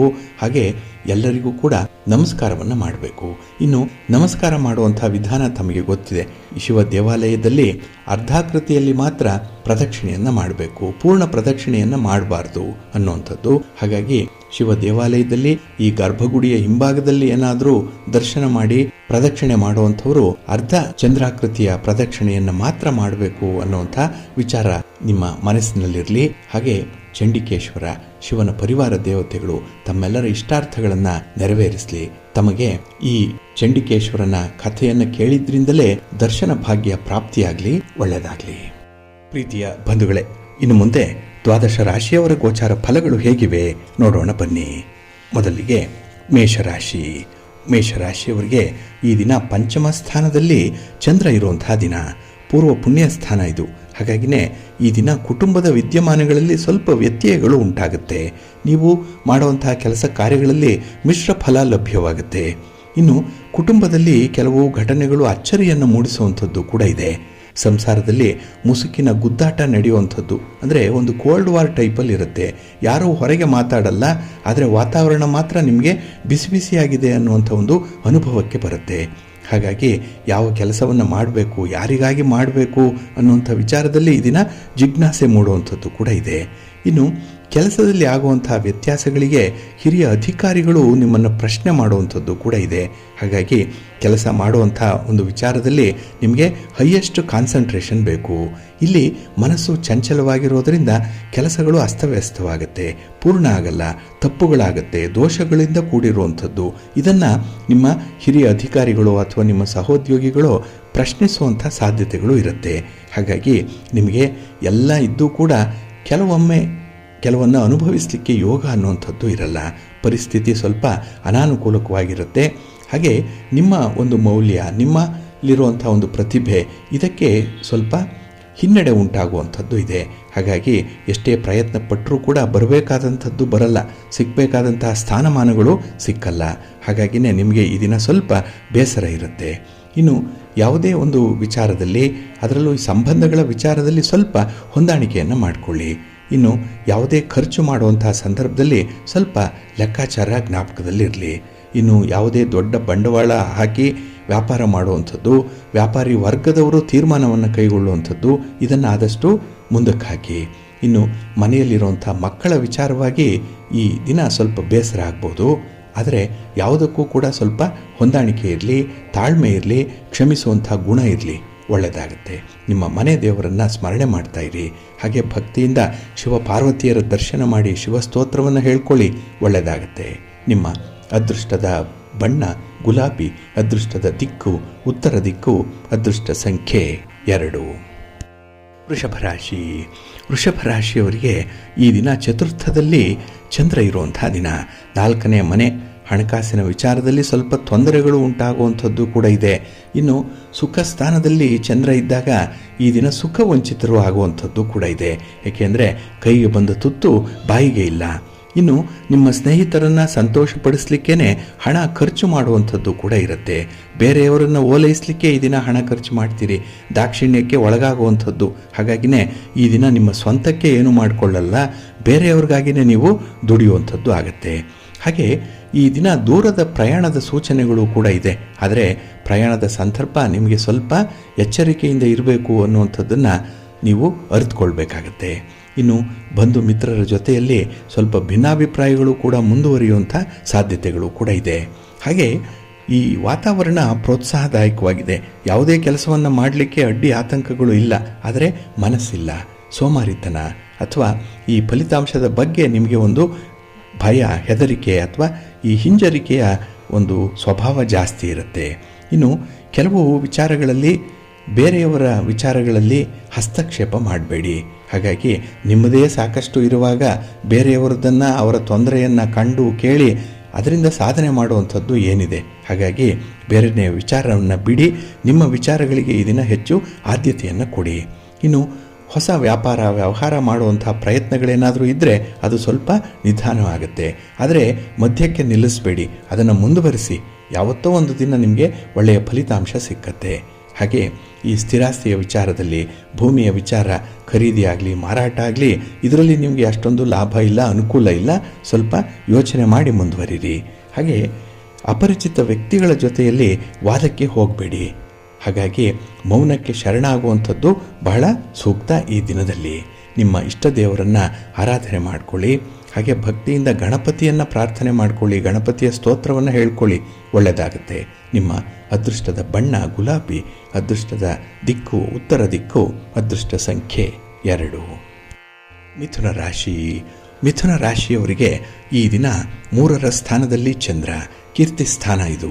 ಹಾಗಾಗಿ ಕೆಲಸ ಕಾರ್ಯಗಳಲ್ಲಿ ಹೆಚ್ಚಿನ ನೆಮ್ಮದಿ ಇದೆ, ಪ್ರೋತ್ಸಾಹ ಇದೆ. ಹಾಗೆ ಬರುವಂತಹ ಫಲಿತಾಂಶಗಳು ಕೂಡ ಲಾಭದಾಯಕವಾಗಿರುತ್ತೆ. ಹಾಗೆ ನೀವು ಮಾಡುವಂತಹ ಕೆಲಸ ಕಾರ್ಯಗಳಲ್ಲಿ ನಿಮ್ಮ ಒಂದು ಸ್ಥಿತಿಗತಿಯ ಬಗ್ಗೆ, ನಿಮ್ಮ ಒಂದು ಹೆಸರು ಗೌರವ ಸ್ಥಾನಮಾನದ ಬಗ್ಗೆ ವಿಶೇಷವಾದಂತಹ ಒಂದು ಆಕರ್ಷಣೀಯವಾದ ನಿಲುವನ್ನು ಪಡೆಯುವಂಥದ್ದು ಕೂಡ ಇದೆ. ಒಟ್ಟಾರೆ ನಿಮ್ಮ ಕೆಲಸ ಕಾರ್ಯಗಳನ್ನು 4 ಜನ ಹೊಗಳುವಂಥದ್ದು ಕೂಡ ಇರುತ್ತೆ. ಹಾಗೆ ಈ ವ್ಯಾಪಾರಕ್ಕೆ ಸಂಬಂಧಪಟ್ಟಂತೆ ಈ ದಿನ ಪ್ರಮುಖವಾದ ನಿರ್ಧಾರಗಳನ್ನು ತೆಗೆದುಕೊಳ್ತೀರಿ. ಇದು ನಿಮ್ಮ ವಿವೇಚನೆ, ನಿಮ್ಮ ದೂರದೃಷ್ಟಿ, ನಿಮ್ಮಲ್ಲಿರುವಂಥ ಒಂದು ಪ್ರತಿಭೆ, ಅನುಭವ, ಇದರ ಆಧಾರದ ಮೇಲೆ ನಿರ್ಧಾರಗಳು ಇರುತ್ತೆ. ಹಾಗಾಗಿ ಈ ದಿನದ ನಿರ್ಧಾರಕ್ಕೆ ಸೋಲಿಲ್ಲ. ಯಾವತ್ತೂ ಕೂಡ ಅದು ಖಚಿತವಾದಂತಹ ಪೂರ್ಣ ಫಲವನ್ನು ನಿಮಗೆ ತಂದುಕೊಡುತ್ತೆ.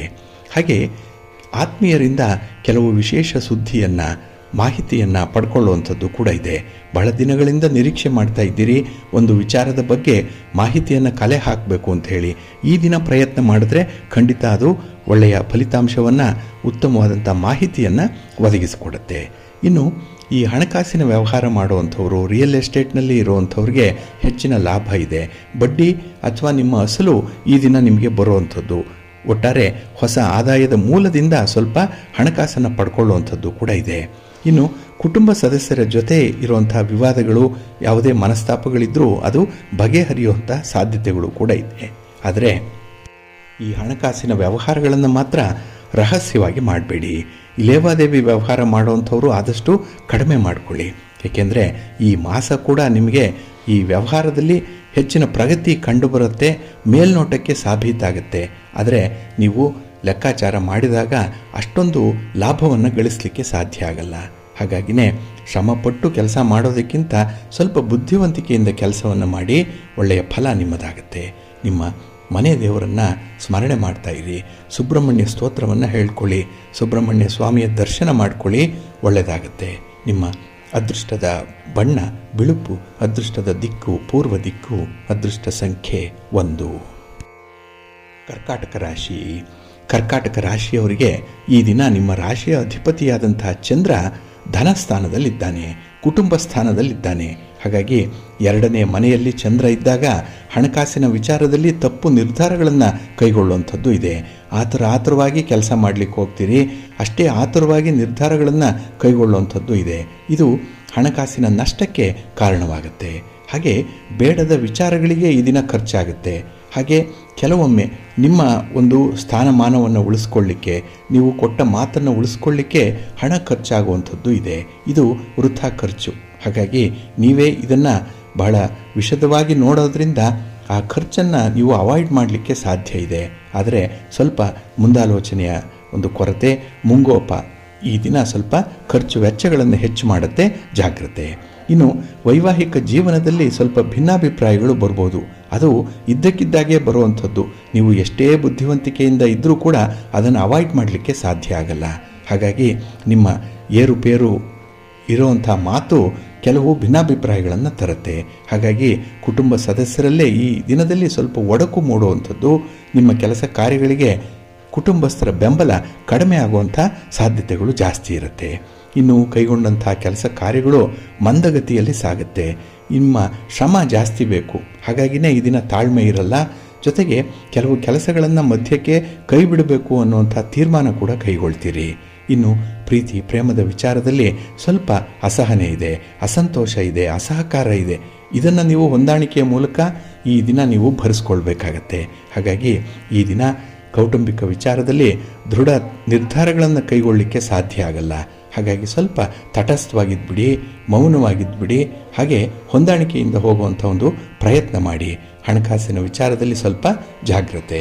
ನಿಮ್ಮ ಆರೋಗ್ಯ ಕೂಡ ಈ ದಿನ ನೋಡ್ಕೊಳ್ಬೇಕಾಗತ್ತೆ. ನಿಮ್ಮ ಮನೆ ದೇವರನ್ನು ಸ್ಮರಣೆ ಮಾಡ್ಕೊಳ್ಳಿ, ವಿಷ್ಣು ಸ್ತೋತ್ರವನ್ನು ಹೇಳ್ಕೊಳ್ಳಿ, ವಿಷ್ಣು ಸಹಸ್ರನಾಮವನ್ನು ಈ ದಿನ ಪಾರಾಯಣ ಮಾಡ್ಕೊಳ್ಳಿ ಅಥವಾ ಒಮ್ಮೆ ಕೇಳಿಸ್ಕೊಳ್ಳಿ, ಒಳ್ಳೆಯದಾಗುತ್ತೆ. ನಿಮ್ಮ ಅದೃಷ್ಟದ ಬಣ್ಣ ಬಿಳುಪು, ಅದೃಷ್ಟದ ದಿಕ್ಕು ಈಶಾನ್ಯ ದಿಕ್ಕು, ಅದೃಷ್ಟ ಸಂಖ್ಯೆ 5. ಸಿಂಹರಾಶಿ. ಸಿಂಹರಾಶಿಯವರಿಗೆ ಈ ದಿನ ಸಂತೋಷದ ದಿನ. ಏಕೆಂದರೆ ಕೆಲಸ ಮಾಡುವಂಥ ಮನಸ್ಸು ಬಹಳ ಚೆನ್ನಾಗಿದೆ, ಆತ್ಮವಿಶ್ವಾಸ ಇದೆ. ಹಾಗೆ ಈ ದಿನ ರಾಜಕೀಯ ವ್ಯಕ್ತಿಗಳಿಗೆ ವರ್ಚಸ್ಸು ಹೆಚ್ಚಾಗುತ್ತೆ. ರಾಜಕೀಯ ಒಂದು ಕ್ಷೇತ್ರದಲ್ಲಿ ರಾಜಕಾರಣಿಗಳಿಂದ ನಿಮಗೆ ಹೆಚ್ಚಿನ ಅನುಕೂಲತೆಗಳು ಉಂಟಾಗುವಂಥದ್ದು ಕೂಡ ಇದೆ. ಆದರೆ ಈ ದಿನದಲ್ಲಿ ಯಾವುದೇ ರೀತಿಯ ಈ ದೀರ್ಘಕಾಲಿಕ ಒಪ್ಪಂದಗಳೇನಿದೆ ಇದಕ್ಕೆ ನೀವು ಸ್ವಲ್ಪ ಮನಸ್ಸು ಮಾಡಿ ತೀರ್ಮಾನವನ್ನು ಕೈಗೊಳ್ಳಬೇಕಾಗತ್ತೆ. ಹಾಗಾಗಿ ನಿಮ್ಮ ತೀರ್ಮಾನ ಬೇರೆ ಯಾರೋ ಮಾಡುವಂಥದ್ದಲ್ಲ, ನೀವೇ ಸ್ವತಃ ಮಾಡುವಂಥ ಒಂದು ಪರಿಸ್ಥಿತಿ ಇದೆ. ಹಾಗೆ ಬಾಲ್ಯದ ಗೆಳೆಯರ ಜೊತೆಯಲ್ಲಿ ಈ ದಿನ ಮನರಂಜನಾ ಕಾರ್ಯದಲ್ಲಿ ಭಾಗವಹಿಸುವಂಥದ್ದು ಇದೆ.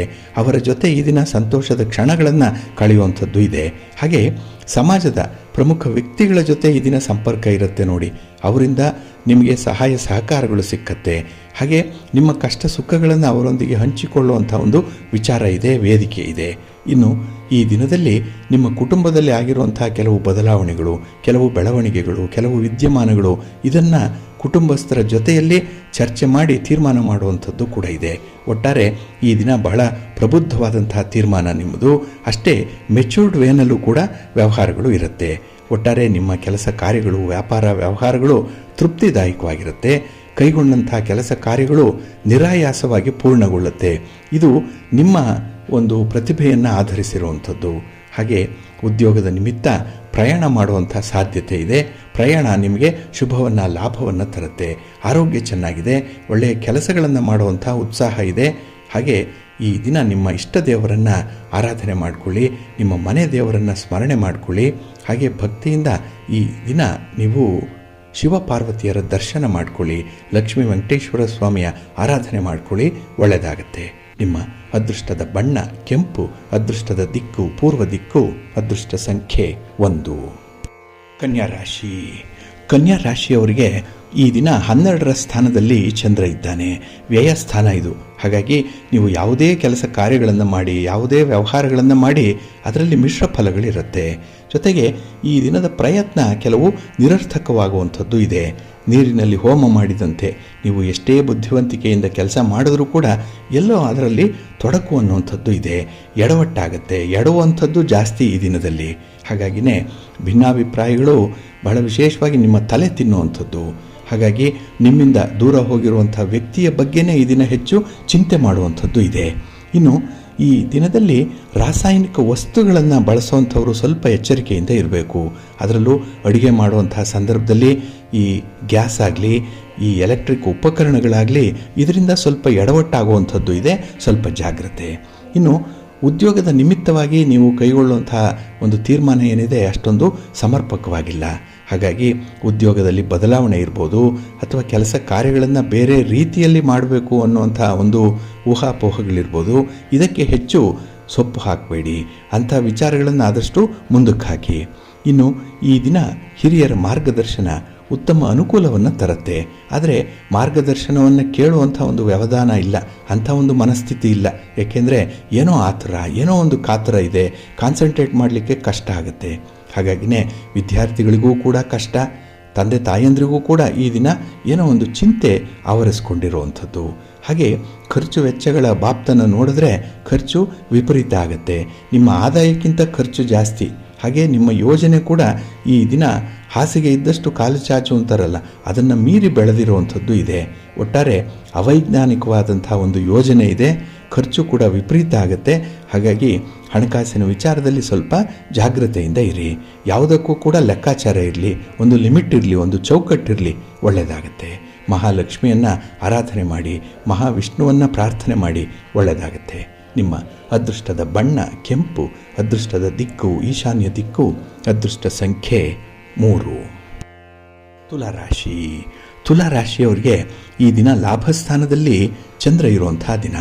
11ನೇ ಮನೆಯಲ್ಲಿ ಚಂದ್ರ ಅಂದರೆ ಮನಸ್ಸಿಗೆ ಸಮಾಧಾನ, ವ್ಯಾಪಾರ ವ್ಯವಹಾರಗಳಲ್ಲಿ ಲಾಭ, ಅನುಕೂಲ. ಹಾಗೆ ಪ್ರೀತಿ ಪ್ರೇಮದ ವಿಚಾರದಲ್ಲೂ ಕೂಡ ಹೆಚ್ಚಿನ ನೆಮ್ಮದಿ ಇದೆ. ಏನೋ ಒಂದನ್ನು ಗಳಿಸ್ಕೊಳ್ಳಿಕ್ಕೆ ಈ ದಿನ ಪ್ರಯತ್ನ, ಆ ಪ್ರಯತ್ನ ಯಶಸ್ವಿಯಾಗುತ್ತೆ. ಹಾಗೆ ಈ ದಿನದಲ್ಲಿ ಕೃಷಿಕರಿಗೆ ಹೆಚ್ಚು ಆದಾಯ ಇದೆ, ಏನೋ ಒಂದು ರೀತಿಯಲ್ಲಿ ಸಮಾಧಾನ ಇದೆ. ಹಾಗೆ ಈ ದಿನ ನೀವು ಮಾಡುವಂಥ ವ್ಯಾಪಾರ ಚಟುವಟಿಕೆಗಳು, ನಿಮ್ಮ ಸ್ವಂತ ಬಿಸ್ನೆಸ್ಸಲ್ಲಿ ಈ ದಿನ ಒಳ್ಳೆಯ ಹಂತವನ್ನು ತಲುಪುವಂಥ ಸಾಧ್ಯತೆ ಕೂಡ ಇದೆ. ಆದರೆ ಸ್ವಲ್ಪ ಮಟ್ಟಿನ ಶ್ರಮ ಆಗ್ಬೋದು, ಪರಿಶ್ರಮದಿಂದ ಕೆಲಸ ಮಾಡಬೇಕು. ಆದರೆ ಈ ಶ್ರಮವನ್ನು ನಿಮ್ಮ ಫಲಿತಾಂಶ ಮರೆಮಾಚಿಬಿಡುತ್ತೆ.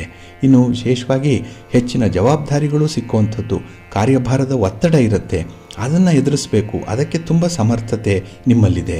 ನಿಮ್ಮಲ್ಲಿ ಪ್ರತಿಭೆ ಇದೆ, ಸಾಮರ್ಥ್ಯ ಇದೆ, ವಿವೇಕ ಇದೆ, ವಿವೇಚನೆ ಇದೆ, ಎಲ್ಲದಕ್ಕೂ ಮುಖ್ಯವಾಗಿ ಆತ್ಮವಿಶ್ವಾಸ ಇದೆ. ಹಾಗೆ ಈ ದಿನ ನಿಮ್ಮ ವಿರೋಧಿಗಳನ್ನು ಬಹಳ ಯುಕ್ತಿಯಿಂದ ದೂರ ಇಡ್ತೀರಿ. ಇದು ನಿಮ್ಮ ಒಂದು ಬುದ್ಧಿವಂತಿಕೆಗೆ ಹಿಡಿದ ಕನ್ನಡಿಯಂತೆ ಇರುವಂಥದ್ದು. ಹಾಗಾಗಿ ಬಹಳ ಜಾಗ್ರತೆ ವಹಿಸಿ ತೀರ್ಮಾನವನ್ನು ಕೈಗೊಳ್ಳುವಂಥದ್ದು, ಹಾಗೆ ನಿಮ್ಮ ಹಿತಶತ್ರುಗಳನ್ನು ಈ ದಿನ ನೀವು ದೂರ ಇಡುವಂಥದ್ದು, ಇವೆರಡೂ ನಿಮಗೆ ಧನಾತ್ಮಕವಾದಂಥ ಒಂದು ಫಲವನ್ನು ಕೊಡುತ್ತೆ. ತುಂಬ ಪಾಸಿಟಿವ್ ರಿಸಲ್ಟ್ಸ್ ಕೊಡುವಂಥದ್ದು ಈ ದಿನ. ಹಾಗೆ ನಿಮ್ಮ ಬಗ್ಗೆ ಆತ್ಮ ಪ್ರಶಂಸೆ ಮಾಡಿಕೊಳ್ಳುವಂಥದ್ದು, ಅಂದರೆ ನೀವೇ ಹೊಗಳಿಕೊಳ್ಳುವಂಥ ಸಾಧ್ಯತೆ ಇದೆ. ಏಕೆಂದರೆ ನಮ್ಮ ದೀಪವನ್ನು ನಾವೇ ಹಚ್ಕೊಳ್ಬೇಕು, ನಾವು ಮಾಡಿರುವಂಥ ಸಾಧನೆಯನ್ನು ನಾವೇ ಹೇಳ್ಕೊಳ್ಬೇಕು ಅಂಥ ಒಂದು ಸನ್ನಿವೇಶ ಬರುತ್ತೆ. ಆದರೆ ಅದರಲ್ಲಿ ಒಂದು ಇತಿಮಿತಿ ಇರಲಿ. ಯಾವುದು ಒಂದು ಪ್ರಾಕ್ಟಿಕಲ್ ಆಗಿದೆ ಅಂಥ ವಿಚಾರಗಳಿಗೆ ಈ ದಿನ ಮಾನ್ಯತೆ ಕೊಡಿ, ನಿಮ್ಮ ಗೌರವ ಹೆಚ್ಚಾಗುತ್ತೆ. ನಿಮ್ಮ ಇಷ್ಟ ದೇವರನ್ನು ಆರಾಧನೆ ಮಾಡಿಕೊಳ್ಳಿ. ಹಾಗೆ ಭಕ್ತಿಯಿಂದ ಈ ದಿನ ಆಂಜನೇಯ ಸ್ತೋತ್ರವನ್ನು ಹೇಳ್ಕೊಳ್ಳಿ, ಹನುಮಾನ್ ಚಾಲೀಸನ್ನು ಹೇಳ್ಕೊಳ್ಳಿ, ಒಳ್ಳೆಯದಾಗತ್ತೆ. ನಿಮ್ಮ ಅದೃಷ್ಟದ ಬಣ್ಣ ಕೇಸರಿ, ಅದೃಷ್ಟದ ದಿಕ್ಕು ಈಶಾನ್ಯ ದಿಕ್ಕು, ಅದೃಷ್ಟ ಸಂಖ್ಯೆ 1. ವೃಶ್ಚಿಕ ರಾಶಿ. ವೃಶ್ಚಿಕ ರಾಶಿಯವರಿಗೆ ಈ ದಿನ ಉದ್ಯೋಗ ಸ್ಥಾನದಲ್ಲಿ ಚಂದ್ರ ಇದ್ದಾನೆ. ಇದು ಕರ್ಮಸ್ಥಾನ. ಹಾಗಾಗಿ ನಿಮ್ಮ ಕೆಲಸ ಕಾರ್ಯಗಳಲ್ಲಿ ನಿಮಗೆ ಲಾಭದ ಜೊತೆಗೆ ತೃಪ್ತಿಯ ಜೊತೆಗೆ ಅನುಕೂಲ ಕೂಡ ಇದೆ. ಹಾಗಾಗಿ ನೀವು ಮನಸ್ಸಿನಲ್ಲಿ ಏನನ್ನು ಅಂದುಕೊಳ್ತೀರೋ ಅದನ್ನು ಸಾಧಿಸ್ತೀರಿ. ಅದು ಚತುರೋಪಾಯವನ್ನು ಅನುಸರಿಸಿ ಸಾಧನೆ ಮಾಡುವಂಥದ್ದು. ಹಾಗೆ ನಿಮ್ಮಲ್ಲಿರುವಂಥ ಒಂದು ದ್ವೇಷ, ಅಸೂಯೆ, ಈರ್ಷೆ ಇತ್ಯಾದಿಗಳನ್ನು ಕಡಿಮೆ ಮಾಡಿಕೊಳ್ಳುವಂಥ ಒಂದು ಜ್ಞಾನೋದಯ ಉಂಟಾಗುವಂಥ ಸಂದರ್ಭ ಇದೆ. ಹಾಗಾಗಿ ಲೀವ್ ಆ್ಯಂಡ್ ಲೆಟ್ ಲೀವ್ ಅನ್ನುವಂಥ ಪಾಲಿಸಿ, ನೀವು ಬೆಳಿಬೇಕು, ಬೇರೆಯವರನ್ನು ಬೆಳೆಸಬೇಕು ಅನ್ನುವಂತಹ ವಿಚಾರದಲ್ಲಿ ನಿಮಗೆ ಹೆಚ್ಚಿನ ಶ್ರದ್ಧೆ ಇದೆ, ಆಸಕ್ತಿ ಇದೆ. ಆದರೆ ಈ ಬಂಧು ಮಿತ್ರರ ಜೊತೆಯಲ್ಲಿ ನೀವು ಸೇರಿ ಮಾಡುವಂತಹ ವ್ಯಾಪಾರಿ ಚಟುವಟಿಕೆಗಳೇನಿದೆ ಇದನ್ನು ಸ್ವಲ್ಪ ಜಾಗ್ರತೆಯಿಂದ ನೋಡಿಕೊಳ್ಳಿ. ಅದರಲ್ಲೂ ಈ ಪಾರ್ಟ್ನರ್ಶಿಪ್ಪಲ್ಲಿ ಮಾಡುವಂಥ ವ್ಯವಹಾರಗಳಲ್ಲಿ ಈ ದಿನ ಲಾಭ ಇದೆ. ಆದರೆ ಯಾವುದೇ ರೀತಿಯಲ್ಲಿ ಸ್ನೇಹಿತರಿಂದ ಪ್ರೋತ್ಸಾಹಗಳು ಸಿಕ್ಕಿದಾಗ ಅದರ ಸಾಧಕ ಬಾಧಕಗಳನ್ನು ಈ ದಿನ ಸ್ವಲ್ಪ ನೋಡಿಕೊಳ್ಬೇಕಾಗತ್ತೆ. ಇನ್ನು ನಿಮ್ಮ ಉದ್ಯೋಗಕ್ಕೆ, ನಿಮ್ಮ ವ್ಯಾಪಾರಕ್ಕೆ ಬೇಕಾದಂತಹ ಅಗತ್ಯ ಮಾರ್ಗದರ್ಶನ ಈ ದಿನ ಸಿಕ್ಕತ್ತೆ. ಅನುಭವಸ್ಥರ ಒಂದು ಸಲಹೆ ಈ ದಿನ ನಿಮಗೆ ಬಹಳ ಸಕಾಲದಲ್ಲಿ ಸಿಕ್ಕುವಂಥದ್ದು ಕೂಡ ಇದೆ. ಒಟ್ಟಾರೆ ಈ ದಿನ ನಿಮ್ಮ ವ್ಯಾಪಾರ ವ್ಯವಹಾರಗಳಲ್ಲಿ ಆಸಕ್ತಿ ಜಾಸ್ತಿ ಆಗುತ್ತೆ. ಆಸಕ್ತಿಯ ಜೊತೆಗೆ ಈ ಸಲಹೆಗಳನ್ನು ಅನುಸರಣೆ ಮಾಡೋದರಿಂದ ನಿಮ್ಮ ಅನುಭವ ಹೆಚ್ಚಾಗುತ್ತೆ. ಒಳ್ಳೆ ಲಾಭ ಕೂಡ ಇದೆ ಈ ದಿನದಲ್ಲಿ.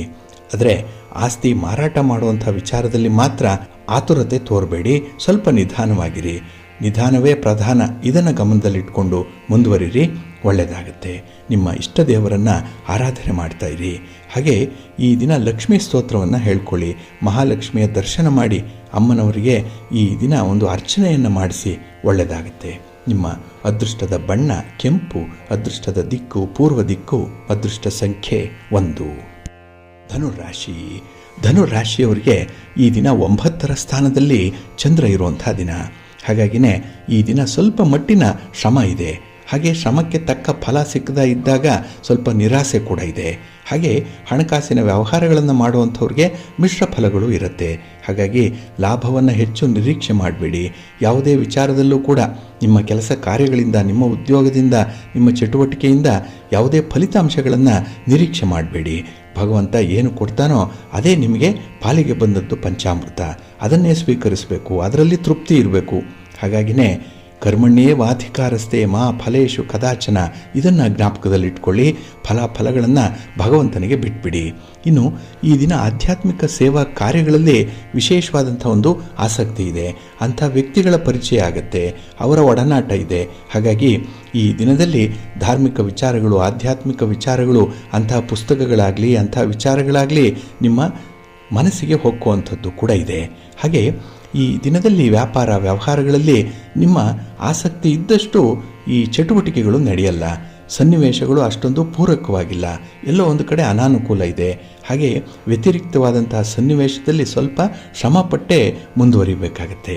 ಇನ್ನು ಪ್ರೀತಿ ಪ್ರೇಮದ ವಿಚಾರದಲ್ಲಿ, ಕೌಟುಂಬಿಕ ವಿಚಾರಗಳಲ್ಲಿ ನೀವು ಅಂದುಕೊಂಡಂತೆ ಕೆಲಸಗಳು ನಡೆಯಲ್ಲ, ಅಂತಹ ಸನ್ನಿವೇಶಗಳಿರಲ್ಲ. ಅದಕ್ಕಾಗಿ ನೀವೇ ಹೊಂದಾಣಿಕೆಯನ್ನು ಮಾಡಿಕೊಳ್ಬೇಕಾಗತ್ತೆ. ಇನ್ನು ಹಣ್ಣು ಮತ್ತು ತರಕಾರಿ ವ್ಯಾಪಾರಿಗಳಿಗೆ ಈ ದಿನ ಹೆಚ್ಚಿನ ಲಾಭ ಸಿಕ್ಕುವಂಥದ್ದು ಕೂಡ ಇದೆ. ಹಾಗೆ ವ್ಯಾಪಾರಸ್ಥರಿಗೆ ಅನುಕೂಲ ಇದೆ, ಅದರಲ್ಲೂ ದಳ್ಳಾಳಿಗಳಿಗೆ ಈ ದಿನ ಹೆಚ್ಚಿನ ಲಾಭ ಅನ್ನುವಂಥದ್ದು ಕೂಡ ಸಿಕ್ಕತ್ತೆ. ಇನ್ನು ವಿಶೇಷವಾಗಿ ಈ ದಿನದಲ್ಲಿ ಖರ್ಚು ವೆಚ್ಚಗಳ ಒಂದು ವಿಚಾರದಲ್ಲಿ ಸ್ವಲ್ಪ ಮಿತಿ ಇರಲಿ. ನಿಮ್ಮ ಇಷ್ಟ ದೇವರನ್ನು ಆರಾಧನೆ ಮಾಡ್ತಾ ಇರಿ. ಹಾಗೆ ಭಕ್ತಿಯಿಂದ ಈ ದಿನ ಶ್ರೀ ಲಕ್ಷ್ಮೀ ನರಸಿಂಹ ಸ್ತೋತ್ರವನ್ನು ಹೇಳ್ಕೊಳ್ಳಿ, ಒಳ್ಳೆಯದಾಗತ್ತೆ. ನಿಮ್ಮ ಅದೃಷ್ಟದ ಬಣ್ಣ ಕೆಂಪು, ಅದೃಷ್ಟದ ದಿಕ್ಕು ಈಶಾನ್ಯ ದಿಕ್ಕು, ಅದೃಷ್ಟ ಸಂಖ್ಯೆ 5. ಮಕರ ರಾಶಿ. ಮಕರ ರಾಶಿಯವರಿಗೆ ಈ ದಿನ ಅಷ್ಟಮದಲ್ಲಿ ಚಂದ್ರ ಇರುವಂಥ ದಿನ. 8ನೇ ಮನೆ ಇದು, ದುಸ್ಥಾನ. ಹಾಗಾಗಿನೇ ಈ ದಿನ ನಿಮ್ಮ ಆರೋಗ್ಯದಲ್ಲಿ ವ್ಯತ್ಯಾಸಗಳಾಗುವಂಥದ್ದು ಇದೆ. ದೈಹಿಕ ಆರೋಗ್ಯ ಇರಲ್ಲ, ಇಲ್ಲ ಮಾನಸಿಕ ಆರೋಗ್ಯ ಸರಿ ಇರಲ್ಲ. ಹಾಗಾಗಿ ಈ ದಿನ ಮನಸ್ಸು ಚಂಚಲವಾಗಿ ಇರುತ್ತೆ. ಈ ಚಂಚಲವಾದಂತಹ ಮನಸ್ಸಿನಿಂದಲೇ ಕೆಲವೊಂದು ತೀರ್ಮಾನಗಳು ಕೂಡ ಬಹಳ ವಿಪರೀತವಾಗಿರುತ್ತೆ. ಎಕ್ಸ್ಟ್ರೀಮಿಟಿ ಅನ್ನುವಂಥದ್ದು ಇರುತ್ತೆ. ಹಾಗಾಗಿ ಅಮಾನುಷವಾಗಿರುವಂತಹ ಕಲ್ಪನೆಗಳು ಬರಬಹುದು, ವಿಚಿತ್ರವಾದಂತಹ ಆಲೋಚನೆಗಳು ಬರಬಹುದು ಈ ದಿನ. ಆದರೆ ನಿಮ್ಮ ಮನಸ್ಸನ್ನು ಈ ದಿನ ನೀವು ನಿಯಂತ್ರಣ ಮಾಡಿಕೊಳ್ಳಿಲ್ಲ ಅಂದರೆ ತುಂಬ ನಷ್ಟ ಆಗುತ್ತೆ. ಗೌರವದ ಪ್ರಶ್ನೆ ಇಲ್ಲಿ ಉದ್ಭವ ಆಗುತ್ತೆ. ಹಾಗಾಗಿ ಮಾನ ಅವಮಾನ ಅನ್ನುವಂಥದ್ದು ಕೂಡ ಈ ದಿನ ನೀವು ವಿಚಾರಪೂರ್ವಕವಾಗಿ ಇಟ್ಕೊಳ್ಬೇಕಾಗಿರುವಂಥ ಸಂದರ್ಭ ಇರುತ್ತೆ. ಹಾಗಾಗಿ ಈ ದಿನ ಯಾವುದೇ ಒಂದು ವಿಚಾರದಲ್ಲೂ ಕೂಡ ಮೈ ಮರಿಬೇಡಿ. ಹಾಗೆ ಕೆಲವೊಂದನ್ನು ತುಂಬ ಪ್ರಾಕ್ಟಿಕಲ್ಲಾಗಿ ನೋಡಬೇಕು ಅನ್ನುವಂಥದ್ದು ಕೂಡ ಇರುತ್ತೆ. ಹಾಗೆ ಈ ದಿನದ ಪ್ರಯಾಣ ನಿಮಗೆ ಶುಭವನ್ನು ಕೂಡ ತರಲ್ಲ, ಲಾಭವನ್ನು ಕೂಡ ತರಲ್ಲ. ಹಾಗಾಗಿನೇ ಆದಷ್ಟು ದೂರದ ಪ್ರಯಾಣವನ್ನು ಮುಂದಕ್ಕೆ ಹಾಕಿ. ಹಾಗೆ ಈ ದಿನ ರಾಜಕಾರಣಿಗಳನ್ನು ನೋಡುವಂಥದ್ದು, ಅಥವಾ ಹಿರಿಯ ಅಧಿಕಾರಿಗಳನ್ನು ನೋಡಬೇಕು, ಅಥವಾ ನಿಮ್ಮ ಕುಟುಂಬದಲ್ಲಿರುವಂಥ ಹಿರಿಯರ ದರ್ಶನ ಮಾಡಬೇಕು ಇತ್ಯಾದಿ ವಿಚಾರಗಳೇನಾದರೂ ಇದ್ದರೆ ಅದನ್ನು ಶುಭ ಮುಹೂರ್ತದಲ್ಲಿ ಆರಂಭ ಮಾಡಬೇಕು. ಇನ್ನು ಈ ದಿನ ವ್ಯಾಪಾರ ವ್ಯವಹಾರಗಳಲ್ಲಿ ನೀವು ಅಂದುಕೊಂಡಂಥ ರೀತಿಯಲ್ಲಿ ಲಾಭ ಇಲ್ಲ, ನಷ್ಟವೂ ಇಲ್ಲ, ಆದರೆ ಮಂದಗತಿಯಲ್ಲಿ ನಡೆಯುತ್ತೆ. ಇನ್ನು ಈ ದಿನದಲ್ಲಿ ವಿದೇಶದಲ್ಲಿ ಉದ್ಯೋಗದಲ್ಲಿರುವಂಥವ್ರಿಗೆ ಸ್ವಲ್ಪ ಮಟ್ಟಿನ ಪ್ರಗತಿ ಅನ್ನುವಂಥದ್ದು ಇರುತ್ತೆ. ಆದರೂ ಕೂಡ ನಿಮ್ಮ ಪ್ರಗತಿಯಿಂದ ಮೈಮರಿಬೇಡಿ. ನಾಳಿನಗಾಗಿ ನೀವು ಸ್ವಲ್ಪ ನಿಮ್ಮ ಆದಾಯದಲ್ಲಿ ಉಳಿತಾಯ ಮಾಡುವಂಥ ಒಂದು ಪ್ರಯತ್ನವನ್ನು ಕೂಡ ಈ ದಿನ ಮಾಡಬೇಕಾಗತ್ತೆ. ಇನ್ನು ಈ ದಿನ ಮಕ್ಕಳ ವಿದ್ಯಾಭ್ಯಾಸಕ್ಕೆ, ಮಕ್ಕಳ ಸಡಗರಕ್ಕೆ ಈ ದಿನ ಹೆಚ್ಚು ಖರ್ಚು ಮಾಡುವಂಥ ಸಾಧ್ಯತೆ ಕೂಡ ಇದೆ. ಖರ್ಚಿನಲ್ಲಿ ಸ್ವಲ್ಪ ಮಿತಿ ಇರಲಿ. ಇನ್ನು ಕುಟುಂಬಸ್ಥರ ಆರೋಗ್ಯದ ಕಡೆ ಸ್ವಲ್ಪ ಗಮನ ಕೊಡಿ. ನಿಮ್ಮ ಆರೋಗ್ಯವನ್ನು ಕೂಡ ನೋಡಿಕೊಳ್ಳಿ. ನಿಮ್ಮ ಮನೆ ದೇವರನ್ನು ಸ್ಮರಣೆ ಮಾಡ್ತಾ ಇರಿ. ಹಾಗೆ ಈ ದಿನ ಶ್ರೀರಾಮ ರಕ್ಷಾ ಸ್ತೋತ್ರವನ್ನು ಹೇಳ್ಕೊಳ್ಳಿ, ರಾಮನಾಮ ಜಪ ಮಾಡ್ಕೊಳ್ಳಿ, ಒಳ್ಳೆಯದಾಗುತ್ತೆ. ನಿಮ್ಮ ಅದೃಷ್ಟದ ಬಣ್ಣ ನೇರಳೆ, ಅದೃಷ್ಟದ ದಿಕ್ಕು ಈಶಾನ್ಯ ದಿಕ್ಕು, ಅದೃಷ್ಟ ಸಂಖ್ಯೆ 2. ಕುಂಭರಾಶಿ. ಕುಂಭರಾಶಿಯವರಿಗೆ ಈ ದಿನ ಕಳತ್ರ ಸ್ಥಾನದಲ್ಲಿ ಚಂದ್ರ ಇರುವಂಥ ದಿನ, 7ನೇ ಮನೆ. ಹಾಗಾಗಿ ನಿಮ್ಮ ಪತಿ, ನಿಮ್ಮ ಪತ್ನಿ, ನಿಮ್ಮ ಪ್ರೀತಿ ಪಾತ್ರರು ಇವರಿಂದ ಉತ್ತಮವಾದಂತಹ ಸಹಕಾರ ಸಿಕ್ಕತ್ತೆ. ಒಳ್ಳೆಯ ಮಾತುಗಳು ಸಿಕ್ಕತ್ತೆ. ಮಧುರವಾಗಿರುವಂತಹ ಮಾತು, ಸಿಹಿಯಾಗಿರುವಂತಹ ಮಾತು. ಪ್ರೀತಿ ಪ್ರೇಮದಲ್ಲಿ ಬಹಳ ಉತ್ತುಂಗದಲ್ಲಿ ಇರ್ತೀರಿ. ಒಳ್ಳೆಯ ತೀರ್ಮಾನ ಕೂಡ ಈ ದಿನ ಕುಟುಂಬಕ್ಕಾಗಿ ಆಗುವಂಥದ್ದು. ನಿಮ್ಮ ಭವಿಷ್ಯಕ್ಕಾಗಿ ಈ ದಿನ ಮುಂದಾಲೋಚನೆಯಲ್ಲಿ ಕೆಲಸ ಮಾಡುವಂಥದ್ದು ಕೂಡ ಇದೆ. ಹಾಗಾಗಿ ಈ ವಿಷನ್ ಅನ್ನುವಂಥದ್ದು ತುಂಬ ಚೆನ್ನಾಗಿದೆ. ಹಾಗೆ ವೃತ್ತಿಯಲ್ಲಿ ಸ್ವಲ್ಪ ಮಟ್ಟಿನಲ್ಲಿ ಈ ದಿನ ಸಕಾರಾತ್ಮಕವಾದಂತಹ ಬೆಳವಣಿಗೆ ಇರುತ್ತೆ. ಎಲ್ಲ ಒಂದು ಕಡೆ ಒಳ್ಳೆಯ ತೀರ್ಮಾನಗಳು ಆಗುವಂಥದ್ದು. ಹಾಗೆ ವ್ಯಾಪಾರ ಮಾಡುವಂಥವ್ರಿಗೆ ಈ ದಿನ ವಿಶೇಷ ಅನುಭವ ಕೂಡ ಉಂಟಾಗುವಂಥದ್ದು ಇದೆ. ಆದರೆ ನಿಮ್ಮ ಸ್ನೇಹಿತರಲ್ಲಿ ಈ ದಿನ ಪಾರ್ಟ್ನರ್ಶಿಪ್ಪಲ್ಲಿ ವ್ಯವಹಾರ ಮಾಡ್ತಾ ಇದ್ದರೆ ಹೆಚ್ಚಿನ ಲಾಭ ಇದೆ. ಆದರೆ ಅದರ ಜೊತೆಯಲ್ಲೇ ಅಪನಂಬಿಕೆಗಳು ಕೂಡ ಬರುವಂಥದ್ದು ಕೂಡ ಇದೆ. ಅಂಥ ಒಂದು ಸುಳಿವು ನಿಮಗೆ ಈ ದಿನ ಸಿಗಬಹುದು. ಆದರೆ ಈ ದಿನ ವ್ಯಾಪಾರಿ ಧರ್ಮವನ್ನು ಅನುಸರಣೆ ಮಾಡುವಂಥದ್ದು. ಇನ್ನು ಪಾರ್ಟ್ನರ್ಶಿಪ್ಪಲ್ಲಿ ಇರುವಂಥ ನಿಬಂಧನೆಗಳೇನಿದೆ, ಈ ಟರ್ಮ್ಸ್ ಆ್ಯಂಡ್ ಕಂಡೀಷನ್ಸ್ ಏನಿದೆ, ಇದನ್ನು ಪುನರ್ ಪರಿಶೀಲನೆ ಮಾಡುವಂಥದ್ದು ಉತ್ತಮ. ಇನ್ನು ಉದ್ಯೋಗದ ಹುಡುಕಾಟದಲ್ಲಿ ಯಾರಿದ್ದೀರಿ ಅವರಿಗೆ ಉತ್ತಮ ಅವಕಾಶಗಳು ಸಿಕ್ಕುವಂಥದ್ದು ಕೂಡ ಇದೆ. ಇನ್ನು ಮನೆಯಲ್ಲಿ ಆಗಬೇಕಾಗಿರುವಂಥ ಶುಭ ಕಾರ್ಯಗಳು, ಮಂಗಳ ಕಾರ್ಯಗಳು, ಇವುಗಳ ಬಗ್ಗೆ ಈ ದಿನ ಸ್ವಲ್ಪ ಓಡಾಟ, ಸ್ವಲ್ಪ ಚಟುವಟಿಕೆ ಅನ್ನುವಂಥದ್ದು ಇರುತ್ತೆ. ಹಾಗೆ ಅನಿರೀಕ್ಷಿತ ಪ್ರಯಾಣ ಬರಬಹುದು. ಪ್ರಯಾಣ ನಿಮಗೆ ಶುಭವನ್ನು, ಲಾಭವನ್ನು ಕೂಡ ತಂದುಕೊಡುತ್ತೆ. ಇನ್ನು ಈ ದಿನದಲ್ಲಿ ನೀವು ಉತ್ತಮವಾದಂಥ ಹೆಸರನ್ನು ಗಳಿಸ್ಕೊಳ್ತೀರಿ. ನಿಮ್ಮ ಕೆಲಸದಿಂದ, ನಿಮ್ಮ ಮಾತಿನಿಂದ, ನಿಮ್ಮ ತೀರ್ಮಾನದಿಂದ, ಅಭಿಪ್ರಾಯದಿಂದ 4 ಜನ ನಿಮ್ಮನ್ನು ಮೆಚ್ಚುವಂಥ ರೀತಿಯಲ್ಲಿ ಈ ದಿನ ಸನ್ನಿವೇಶ ಇರುತ್ತೆ. ಹಾಗೆ ಈ ದಿನ ಯಾವುದೇ ಒಂದು ದಾಖಲೆ ಪತ್ರಗಳಿಗೆ ಸಹಿ ಹಾಕುವಂಥ ಸಂದರ್ಭದಲ್ಲಿ ಸ್ವಲ್ಪ ಕೂಲಂಕುಷವಾಗಿ ಪರಿಶೀಲನೆ ಮಾಡಿ ಮುಂದುವರಿರಿ. ಅದರಲ್ಲೂ ಈ ಹಣಕಾಸಿನ ವಿಚಾರ, ಲೇವಾದೇವಿ ವಿಚಾರ ಸ್ವಲ್ಪ ಜಾಗ್ರತೆಯಿಂದ ಮುಂದುವರಿಲಿ, ಒಳ್ಳೆಯದಾಗುತ್ತೆ. ಮಹಾಲಕ್ಷ್ಮಿಯನ್ನು ಆರಾಧನೆ ಮಾಡಿಕೊಳ್ಳಿ. ಹಾಗೆ ಈ ದಿನ ಶ್ರೀದೇವಿ ಸ್ತೋತ್ರವನ್ನು ಹೇಳ್ಕೊಳ್ಳಿ, ಲಕ್ಷ್ಮೀ ಸ್ತೋತ್ರವನ್ನು ಹೇಳ್ಕೊಳ್ಳಿ, ಒಳ್ಳೆಯದಾಗುತ್ತೆ. ನಿಮ್ಮ ಅದೃಷ್ಟದ ಬಣ್ಣ ಕೆಂಪು, ಅದೃಷ್ಟದ ದಿಕ್ಕು ಈಶಾನ್ಯ ದಿಕ್ಕು, ಅದೃಷ್ಟ ಸಂಖ್ಯೆ 1. ಮೀನರಾಶಿ. ಮೀನರಾಶಿಯವರಿಗೆ ಈ ದಿನ 6ರ ಸ್ಥಾನದಲ್ಲಿ ಚಂದ್ರ ಇರುವಂಥ ದಿನ. ಬಹಳ ಅತ್ಯುತ್ತಮ ಅವಕಾಶಗಳು ಸಿಕ್ಕುವಂಥ ದಿನ. ಈ ಅವಕಾಶಗಳನ್ನೇನಾದರೂ ಬಳಸ್ಕೊಂಡ್ರೆ ಈ ದಿನ ಹೆಚ್ಚಿನ ಲಾಭವನ್ನು ಪಡ್ಕೊಳ್ತೀರಿ. ಯಾವತ್ತೂ ಕಾಣದಂತಹ ಒಂದು ವ್ಯಾಪಾರದಲ್ಲಿ ಲಾಭ ಈ ದಿನ ನಿಮಗೆ ಸಿಕ್ಕತ್ತೆ. ಎಲ್ಲೋ ಒಂದು ಕಡೆ ನಿಮ್ಮ ವ್ಯಾಪಾರ ಚೆನ್ನಾಗಿ ಬುಕ್ ಆಗುವಂಥದ್ದು. ನಿಮ್ಮ ಕ್ಲೈಂಟ್ಸ್ ಈ ದಿನ ನಿಮ್ಮ ಪರವಾಗಿ ಇರ್ತಾರೆ. ತುಂಬ ಅನುಕೂಲತೆಗಳು ಇರುತ್ತೆ. ಹಾಗೆ ಉದ್ಯೋಗ ಕ್ಷೇತ್ರದಲ್ಲಿರುವಂಥವರು ನಿಮ್ಮ ಜವಾಬ್ದಾರಿಗಳನ್ನು ಬಹಳ ಸಂಪೂರ್ಣವಾಗಿ ಸಮರ್ಥವಾಗಿ ನಿಭಾಯಿಸ್ತೀರಿ. ಹಾಗಾಗಿ ಮೇಲಧಿಕಾರಿಗಳು ನಿಮ್ಮ ಬಗ್ಗೆ ಮೆಚ್ಚುಗೆಯನ್ನು ವ್ಯಕ್ತಪಡಿಸ್ತಾರೆ. ಸಹೋದ್ಯೋಗಿಗಳ ಸಹಕಾರ ಕೂಡ ನಿಮಗೆ ಪೂರ್ಣ ಪ್ರಮಾಣದಲ್ಲಿ ಇರುತ್ತೆ. ಹಾಗೆ ಈ ದಿನ ಹೈನುಗಾರಿಕೆ ಮಾಡುವಂಥವ್ರು, ಪಶುಪಾಲನೆ ಮಾಡುವಂಥವ್ರಿಗೆ ಒಂದು ರೀತಿಯಲ್ಲಿ ಕಷ್ಟ ಇದ್ದರೂ, ಒತ್ತಡ ಇದ್ದರೂ ಕೂಡ ಒಂದು ಲಾಭ ಇದೆ. ಎಲ್ಲೋ ಒಂದು ಕಡೆ ಒಂದು ಭರವಸೆಯ ಕಿರಣ ನಿಮಗೆ ತಲುಪುವಂಥದ್ದು ಇದೆ. ಇನ್ನು ಒಂದು ಸಣ್ಣ ತಪ್ಪಿಗೆ ಈ ದಿನ ಪಶ್ಚಾತ್ತಾಪ ಪಡುವಂಥದ್ದು ಇದೆ. ನೀವಾಗಿ ಮಾಡಿಕೊಳ್ಳುವಂಥ ಎಡವಟ್ಟು. ಹಾಗಾಗಿ ಆತುರವಾಗಿ ಮಾಡುವಂಥ ಕೆಲಸಗಳಿಂದ ಈ ದಿನ ಇಂತಹ ಎಡವಟ್ಟಾಗುತ್ತೆ. ಸ್ವಲ್ಪ ನಿಧಾನವಾಗಿದ್ದರೆ ಎಲ್ಲವೂ ಕೂಡ ಸಮಾಧಾನಕರವಾಗಿರುತ್ತೆ. ಇನ್ನು ಹಣಕಾಸಿನ ಪರಿಸ್ಥಿತಿ ಉತ್ತಮವಾಗಿದೆ. ಅಂದರೆ ನಿಮ್ಮ ಬಂಡವಾಳ ಎಷ್ಟಿದೆಯೋ ಅಷ್ಟರಲ್ಲೇ ತೃಪ್ತಿ ಪಡುವಂಥ ಒಂದು ಮನಸ್ಥಿತಿ ಇದೆ. ಹಾಗೆ ಗ್ರಹ ಸ್ಥಾನಗಳು ಕೂಡ ನಿಮಗೆ ಅನುಕೂಲಕರವಾಗಿರೋದ್ರಿಂದ ಯಾವುದೇ ರೀತಿಯ ಪ್ರಯತ್ನಕ್ಕೆ ನೀವು ಕೈ ಹಾಕ್ಬೋದು. ಪ್ರಯತ್ನ ಮಾಡದೆ ಫಲ ಇಲ್ಲ. ಹಾಗಾಗಿ ಕೈ ಕೆಸರಾದರೆ ಮಾತ್ರ ಬಾಯಿ ಮೊಸರಾಗುವಂಥದ್ದು.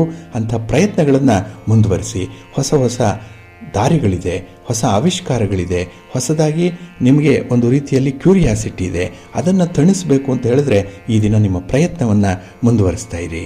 ಹಾಗೆ ಈ ದಿನ ಆರೋಗ್ಯ ಸಮಸ್ಯೆ ಇದ್ದಂಥವರು ಸ್ವಲ್ಪ ಸಮಾಧಾನ ಇದೆ. ಏನೋ ಒಂದು ರೀತಿಯಲ್ಲಿ ಚೇತರಿಕೆ ಅನ್ನುವಂಥದ್ದು ಕಂಡು ಬರ್ತಾ ಇದೆ. ಒಟ್ಟಾರೆ ನಿಮ್ಮ ಪ್ರಯತ್ನಗಳಲ್ಲಿ ಈ ದಿನ ಧನಾತ್ಮಕವಾದಂಥ ಒಂದು ಬದಲಾವಣೆ ಇದೆ, ಪ್ರಗತಿ ಇದೆ, ಹಾಗೆ ಪ್ರಸಿದ್ಧಿ ಕೂಡ ಇದೆ. ನಿಮ್ಮ ಇಷ್ಟ ದೇವರನ್ನು ಆರಾಧನೆ ಮಾಡಿಕೊಳ್ಳಿ. ಹಾಗೆ ನವಗ್ರಹ ಪರಿಹಾರ ಸ್ತೋತ್ರವನ್ನು ಹೇಳ್ಕೊಳ್ಳಿ. ನವಗ್ರಹಗಳ ದರ್ಶನ ಮಾಡಿಕೊಳ್ಳಿ, ಒಳ್ಳೆಯದಾಗುತ್ತೆ. ನಿಮ್ಮ ಅದೃಷ್ಟದ ಬಣ್ಣ ತಿಳಿ ನೀಲಿ, ಅದೃಷ್ಟದ ದಿಕ್ಕು ಈಶಾನ್ಯ ದಿಕ್ಕು, ಅದೃಷ್ಟ ಸಂಖ್ಯೆ 1.